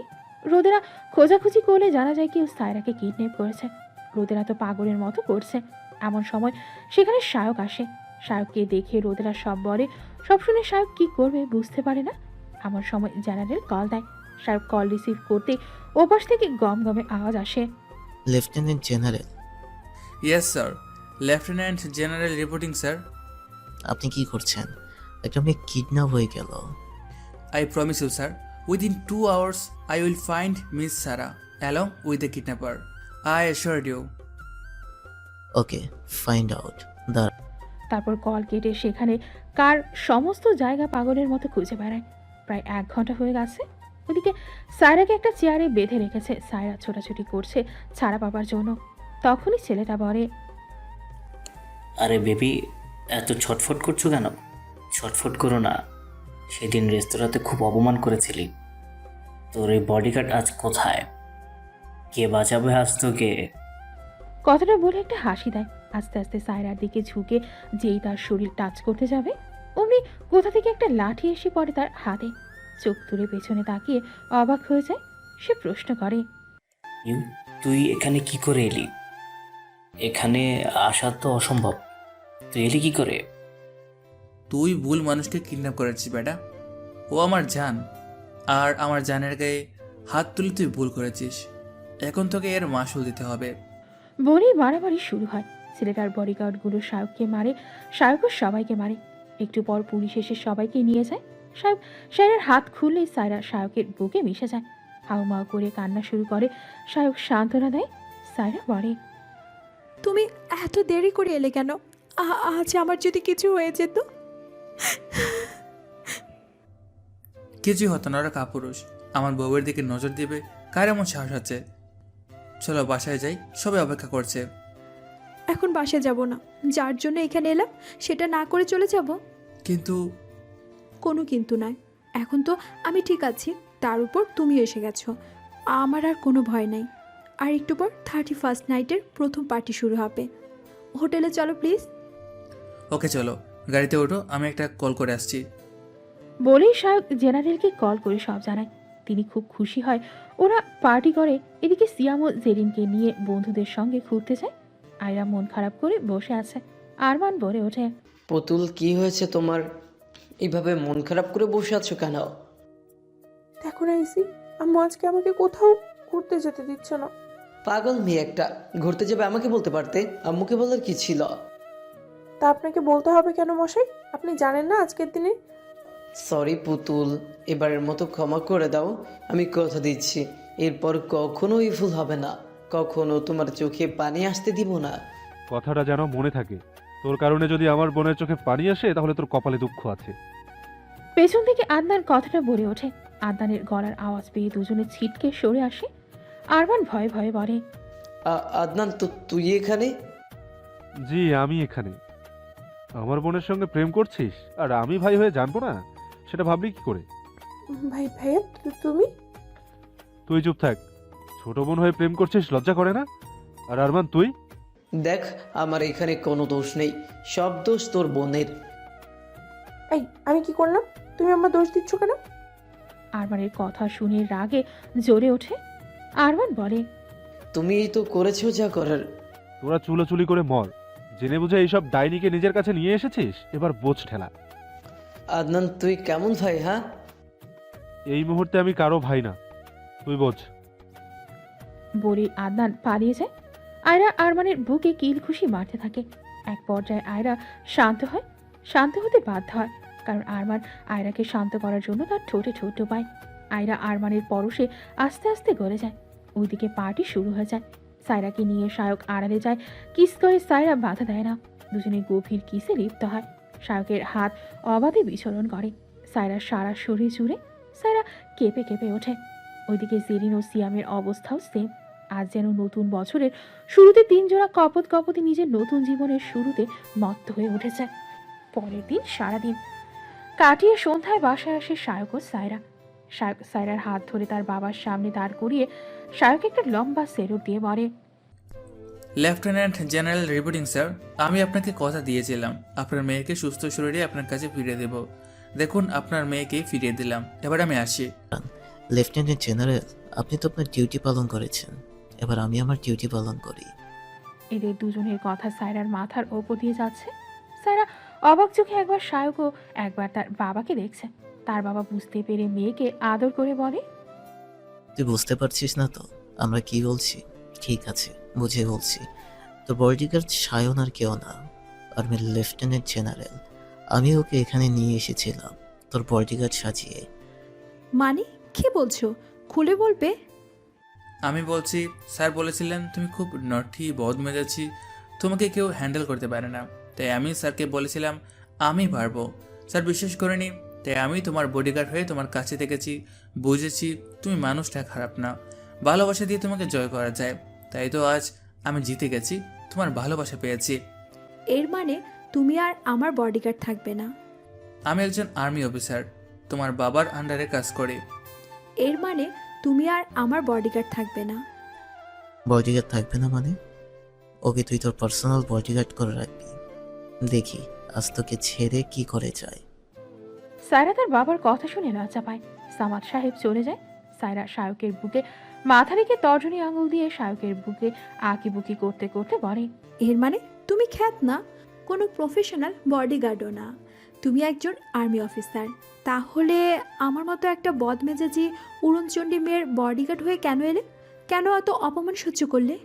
কারণ তোমাকে ভালোবাসি তাই। মানে আমাকে কখন থেকে ভালোবাসলে? যেদিন তোমার আব্বুর কাছে প্রথম তোমার পিক দেখেছিলাম, তখনই তোমার পিক দেখে ক্রাশ খাই। মনে মনে প্রতিজ্ঞা করি, যদি আমি বিয়ে করি এই মেয়েটা কি করব। তারপর একদিন তোমার আব্বুর মুখে তোমার কথা শুনলাম, তখন তোমাকে পাওয়ার লোভ আমি সামলাতে পারিনি, তাই চ্যালেঞ্জ নিলাম। যদি চ্যালেঞ্জে হেরে যেতে? হারতাম না, কারণ আমি তোমার চোখের মায়ে পড়েছিলাম। আমি বুঝেছিলাম তুমি আমাকে হারাতে দিবে না। I love you Shayak. I love you too আমার পাগলি। আয়রা বসে বসে জেরিন ও ঋতুদের সঙ্গে কথা বলছিল। এমন সময় আরমান আসে। আরমানকে দেখে আয়রার মুখে হাসি ফোটে। জেরিনদের বলে কল কেটে দৌড়ে গিয়ে আরমানের গলা জড়িয়ে ধরে। আরমান হাসি তার পুতুলের পাগলামি দেখিয়ে সেও তার পুতুলকে আঁকড়ে ধরে কোলে তুলে গালে একটা ছোট্ট করে চুমু খায় আর বলে, কি করছিল আমার পুতুল? তোমার পুতুল তার বান্ধবীদের সাথে আড্ডা দিচ্ছিল। আচ্ছা তাই? তাহলে কি আমি এসে ডিস্টার্ব করে দিলাম? না, আমার ঋষি কি আমাকে ডিস্টার্ব করতে পারে? আমার ঋষি তো আমার শরীর মন সব শান্ত করে রাখে। আচ্ছা তুমি আমাকে এসি ডাকো কেন পুতুল? কারণ তুমি আমাকে ভাইয়া ডাকতে দাওনি, আর আমি তোমার নাম নিতে পারবো না, তাই তোমার নামের দুটো অক্ষর এক করে এসি দেয়। এই ডাক্তার মতো তুমি আমাকে ঠান্ডা করে রাখো। দুটো অক্ষর? কোন দুটো অক্ষর? তোমার নামের প্রথম লেটার এ আর স্যার নামের সি, দুটো মিলে এসি। বাহ, তুমি তো বেশ ইন্টেলিজেন্ট। দেখতে হবে না কার গার্লফ্রেন্ড। আরমান হেসে দেয় আয়রার কথায়। আয়রা এবার আরমানের বুকে মাথা রেখে জিজ্ঞেস করে, এসে একটা কথা জিজ্ঞেস করবো, বলতে হবে কিন্তু। কি কথা বলো? তুমি কখন কি ভেবে আমার প্রেমে পড়েছিলে? দেখো, এটা বলবে না যে জানি না। আচ্ছা বলছি, রাগ করো না। তোমার মনে আছে যেদিন তোমার আব্বু আম্মু আদনান সবাই তোমার মামার বাসায় যায় ইতির বিয়ের জন্য? তুমি যেতে পারোনি তোমার এক্সামের জন্য, আর আমিও আমার একটা প্রজেক্টের জন্য যেতে পারিনি। হ্যাঁ মনে আছে ওই দিন। কিভাবে? ওই দিন আমি একটু কাজের জন্য বাজারে যাই, তুমি বাসায় একা ছিলে। তুমি হয়তো ভেবেছিলে আমি বাসায় নেই, তাই তুমি শাওয়ার নিয়ে শুধু একটা ট্যাবেল জড়িয়ে পুরো বাসায় ঘুরে বেড়াচ্ছিলে। আমি যে বাসায় ঢুকেছি তুমি খেয়ালই করনি, নিচের মতো করে বক্সে গান বাজিয়ে নাচছিলে। আমি আড়ালে দাঁড়িয়ে তোমার নাচ দেখে খুব হাসছিলাম। তখন কেমন জানি তোমার পাগলামি ভালো লাগছিল। আমার মাথায় তখন এটা মনেই ছিল না তুমি আমার চাচাতো বোন। তখন তোমাকে দেখে আমার শুধু এটাই মনে হচ্ছিল তুমি একজন নারী আর আমি পুরুষ। তাই কখন যে মনের অজান্তে তোমার পাগলামো দেখে মনে মনে হাসছিল আর মুগ্ধ হয়ে তোমাকে দেখছিলাম। তারপরেই হঠাৎ এমন একটা জিনিস হলো যেটা আমি কল্পনাও করিনি, কোনো কিছু বুঝে ওঠার আগেই হয়ে গেছিল। কি হয়েছিল? আমি যখন মুগ্ধ হয়ে তোমার নাচ দেখছিলাম তখনই আচমক নাচতে নাচতে হঠাৎ তোমার টেবিল খুলে যায়। এর মানে তোমার চোখের সামনে আমার ঢাল খুলে গিয়েছিল? হ্যাঁ, ব্যাস আর কি, আমি নিজের খেয়েই হারাই। তখন জানি না আমার কি হয়েছিল, না চাইতেও তোমার শরীর আমাকে টানছিল। কোনোরকম নিজেকে কন্ট্রোল করে নিজের রুমে গিয়ে আমি শাওয়ার নিয়ে মাথা ও মনকে শান্ত করেছিলাম, কিন্তু তোর উন্মুক্ত শরীর আমাকে ঠিক থাকতে দেয়নি পুতুল। আমার পাগল পাগল লাগছিল। তারপর নিজের মনকে বোঝাই আমার এই পুতুলকে লাগবে, আমি আমার এই পুতুলকে অন্য কারো হাতে দিব না। তারপর আর কি, সেদিনের পর থেকে তোমার অজান্তে তোমার উপর অধিকার ফলাতে লাগি এবং তোমাকেও বোঝাতে লাগি যে আমি তোমার, তুমি আমাকে ছাড়া অন্য কারো হাতে পারো না। লুচ্চু অসভ্য লোক, এইভাবে মেয়েদের শরীর দেখে কেউ? মেয়েদের দেখবো কেন, আমি তো আমার পুতুলের দেখেছি। নির্লজ্জ অসভ্য লোক, জান এখান থেকে। বলে ধাক্কা মেরে বার করতে চায়। আরমান বলে, আচ্ছা এইসব ছাড়ো, যার জন্য আসা। কিসের জন্য এসেছো? দেখো উল্টো। উল্টো পাল্টা চিন্তা তোমার, তুমি ওইসব চাও? এসে তুমি কিন্তু। আচ্ছা রাগ করতে হবে না, শোনো আদনান ডাকছিল। ভাইয়া রাখছে, কিন্তু কেন? আমাদের ব্যাপারটা চাচা চাচিকে বলবে। ও আচ্ছা, চলো তাহলে। তারা তার বাবা মায়ের রুমের দিকে এসে মিসেস চৌধুরী ও তার বর নিজের রুমে বসে কথা বলছিলেন। এমন সময় আদনান এসে দরজায় টোকা দেয়। সামাদ সাহেব আদনানকে দেখে বললেন, আরে আদু, এটা ভেতরে আয়। কি হয়েছে বাবা? আব্বু, আমার তোমাদের সঙ্গে কিছু জরুরি কথা আছে। আদনান ভেতরে এসে একটা চেয়ার নিয়ে তার আব্বু আম্মুর সামনে বসে। তার আম্মু বললেন, এবার বল বাবা, কি বলতে চাস? আব্বু, আমি ছুটকির বিয়ে নিয়ে কথা বলতে এসেছি। কি কথা বলবি? আর তার থেকে বড় কথা, ছুটকির বিয়ে হয়ে গেছে। কি বিয়ে হয়ে গেছে মানে কি? দরজার বাইরে দাঁড়িয়ে কথাটা আয়রা, সায়রা ও আরমান শুনেছে। আয়রা ও আরমানের পায়ের নিচে মাটি সরে যায়, তাদের মাথা ঘুরছে। আয়রা পড়ে যেতে নিলে আরমান তাকে কোলে তুলে রুমে নিয়ে যায়। সায়রা ভেতরে গিয়ে তার বাবাকে জিজ্ঞেস করে, কি বললে এটা তুমি আব্বু? বনুর বিয়ে হয়ে গেছে মানে? সামাদ সাহেব, ছুটকির বিয়ে ওর জন্মের পর ঠিক হয়, কিন্তু বিয়ে হয়েছে 15 বছর আগে। তখন আয়ুর বয়স 7 কি 8 হবে। আর কি আব্বু? আর ছুটকির বিয়ে কার সঙ্গে হয়েছে? আর আমরাই বা জানি না কেন? হ্যাঁ আব্বু, আমাদের বোনের বিয়ে হয়েছে, অথচ আমরাই জানি না। সব বলছি আগে, এখানে বস। সারা তার বাবার কথা মতো তাদের পাশে বসল। আরমান আয়রাকে ছেড়ে আসতে পারছে না। সামাদ সাহেব বললেন, আর তখন আয়ুকে বিয়ে দিতে আমরা বাধ্য হয়েছিলাম। ওই সময় যদি আয়ুকে ছেলেটার হাতে না তুলে দিতাম, তাহলে ছেলেটা বাঁচত না। মানে কে ছেলে? তাকে বাঁচাতে আমার বোনকে কেন বলি দিলে আব্বু? কারণ আমি যে আমার মরা ভাই ও হাবিকে কথা দিয়েছিলাম, আয়ু ও আরমান বড় হলে ওদের বিয়ে দেব। ভাই ভাবি ও আরমান যখন হসপিটালের বেডে ছিল, তখন আমার ভাই আমার কাছে একটাই দাবি করে, আয়ুকে তার ছেলের হাতে দিতে হবে, এবং তখনই কাজী রেখে হসপিটালেই বিয়ে পড়িয়ে দিই। আরমানের। এর মানে আরমান ভাই আমাদের আয়ুর হাজবেন্ড? ওদের বিয়ে? হ্যাঁ, আরমান ও আয়ু ওরা হাজব্যান্ড অ্যান্ড ওয়াইফ। কথাটা শুনে যেন আদনান ও সারার মন শান্ত হলো। সামাদ সাহেব আবার বললেন, কিন্তু একটা কথা ভেবে এখন খুব ভয় করছে। কি কথা আব্বু? দেখ মা, ওরা তো দুজন দুজনকে ভাই বোন হিসেবে জানে। মানে ও এখন, ওরা যদি শোনে ওরা হাজব্যান্ড ওয়াইফ, তাহলে ওরা কি মানবে? কথাটা ভাবলেই আমারও তোদের মায়ের হাত পা ঠান্ডা হয়ে যাচ্ছে। আব্বু, তোমাদের হাত পা ঠান্ডা করতে হবে না। মানে হচ্ছে, তোমরা যাদের বিয়ে ছোটবেলায় দিয়েছ, যারা নিজেদের ভাই বোন জানে, আসলে তারাই এখন রিলেশনে জড়িয়েছে। মানে কি বললি? রিলেশন মানে কি? মানে হচ্ছে আরমান ভাইয়া ও আয়ু, ওরা দুজন দুজনকে ভালোবাসে। আর ভাইয়া ওদের কথাই বলতে এসেছিল। কি বলছিস? সত্যি? এর মানে ছেলে মেয়ের কোনো সমস্যা হবে না এই বিয়ে নিয়ে? আমরা তো ভয়ে মরে যাচ্ছিলাম। হয়তো এটাকেই বলে বিয়ের পবিত্রতা। আচ্ছা, ওদের ডেকে আন, ওদের সবটা খুলে বলি, আর ওদের বিয়ের ব্যবস্থা করতে হবে। এবারে ধুমধাম করেই বিয়ে হবে। আদনান গিয়ে আরমান ও আয়রাকে ডেকে আনে। আরমান ও আয়রার বুক কাঁপছে, কি করবে বুঝতে পারছে না। এদিকে আরমান মনে মনে ভাবছে, চাচার পায়ে পড়ে হলেও তার পুতুলকে সে নিজেই করবে। দুজনে রুমে এসে মুখ নিচু করে দাঁড়িয়ে আছে। সামাদ সাহেব আরমান ও আয়ুর সামনে সব বলল। সব শুনে তো দুজনেই অবাক। দুজনের এখন খুশি যে নাচতে ইচ্ছে করছে। পরের দিন মিসেস চৌধুরী ও মিস্টার চৌধুরী শায়কের বাসায় গিয়ে শায়ক ও সায়রার বিয়ের কথা বলে। জেরিন ও আয়রা তো অবাক হয় যখন জানতে পারে একজনের আপু আর একজনের বাসায় ভাবি হয়ে আসবে। আয়রা বলে, জেনি, তোর ভাইয়া আমার দুলাভাই হবে, এটা তো আমি কল্পনাও করিনি। আমিও কি কল্পনা করেছি, তোর আপু আমার ভাবি হবে। তবে আমার খুব ভালো লাগছে, আমাদের বন্ধুত্ব আরও গভীর হলো। আর হ্যাঁ, তোর কি খবর? তোদের সম্পর্ক মানবে তো আন্টি আঙ্কেল? ইহা তোদের তো একটা সুখবর দেওয়া হয়নি। সুখবর? হ্যাঁ, তুই জানিস আমারও আরমান ভাইয়ের বিয়ে 15 বছর আগেই হয়ে গেছে, যেটা আমরা আজ জানতে পারি।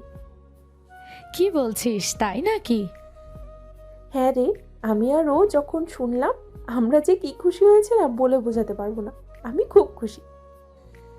আমরাও খুব খুশি।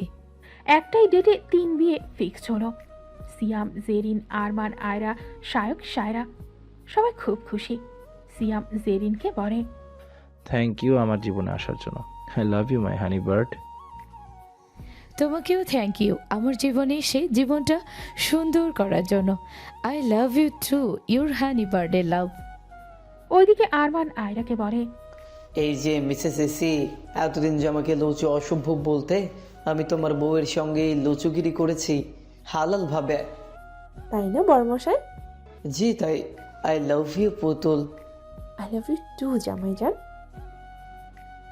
এদিকে সায়রা নিজের রুমে বসেছিল।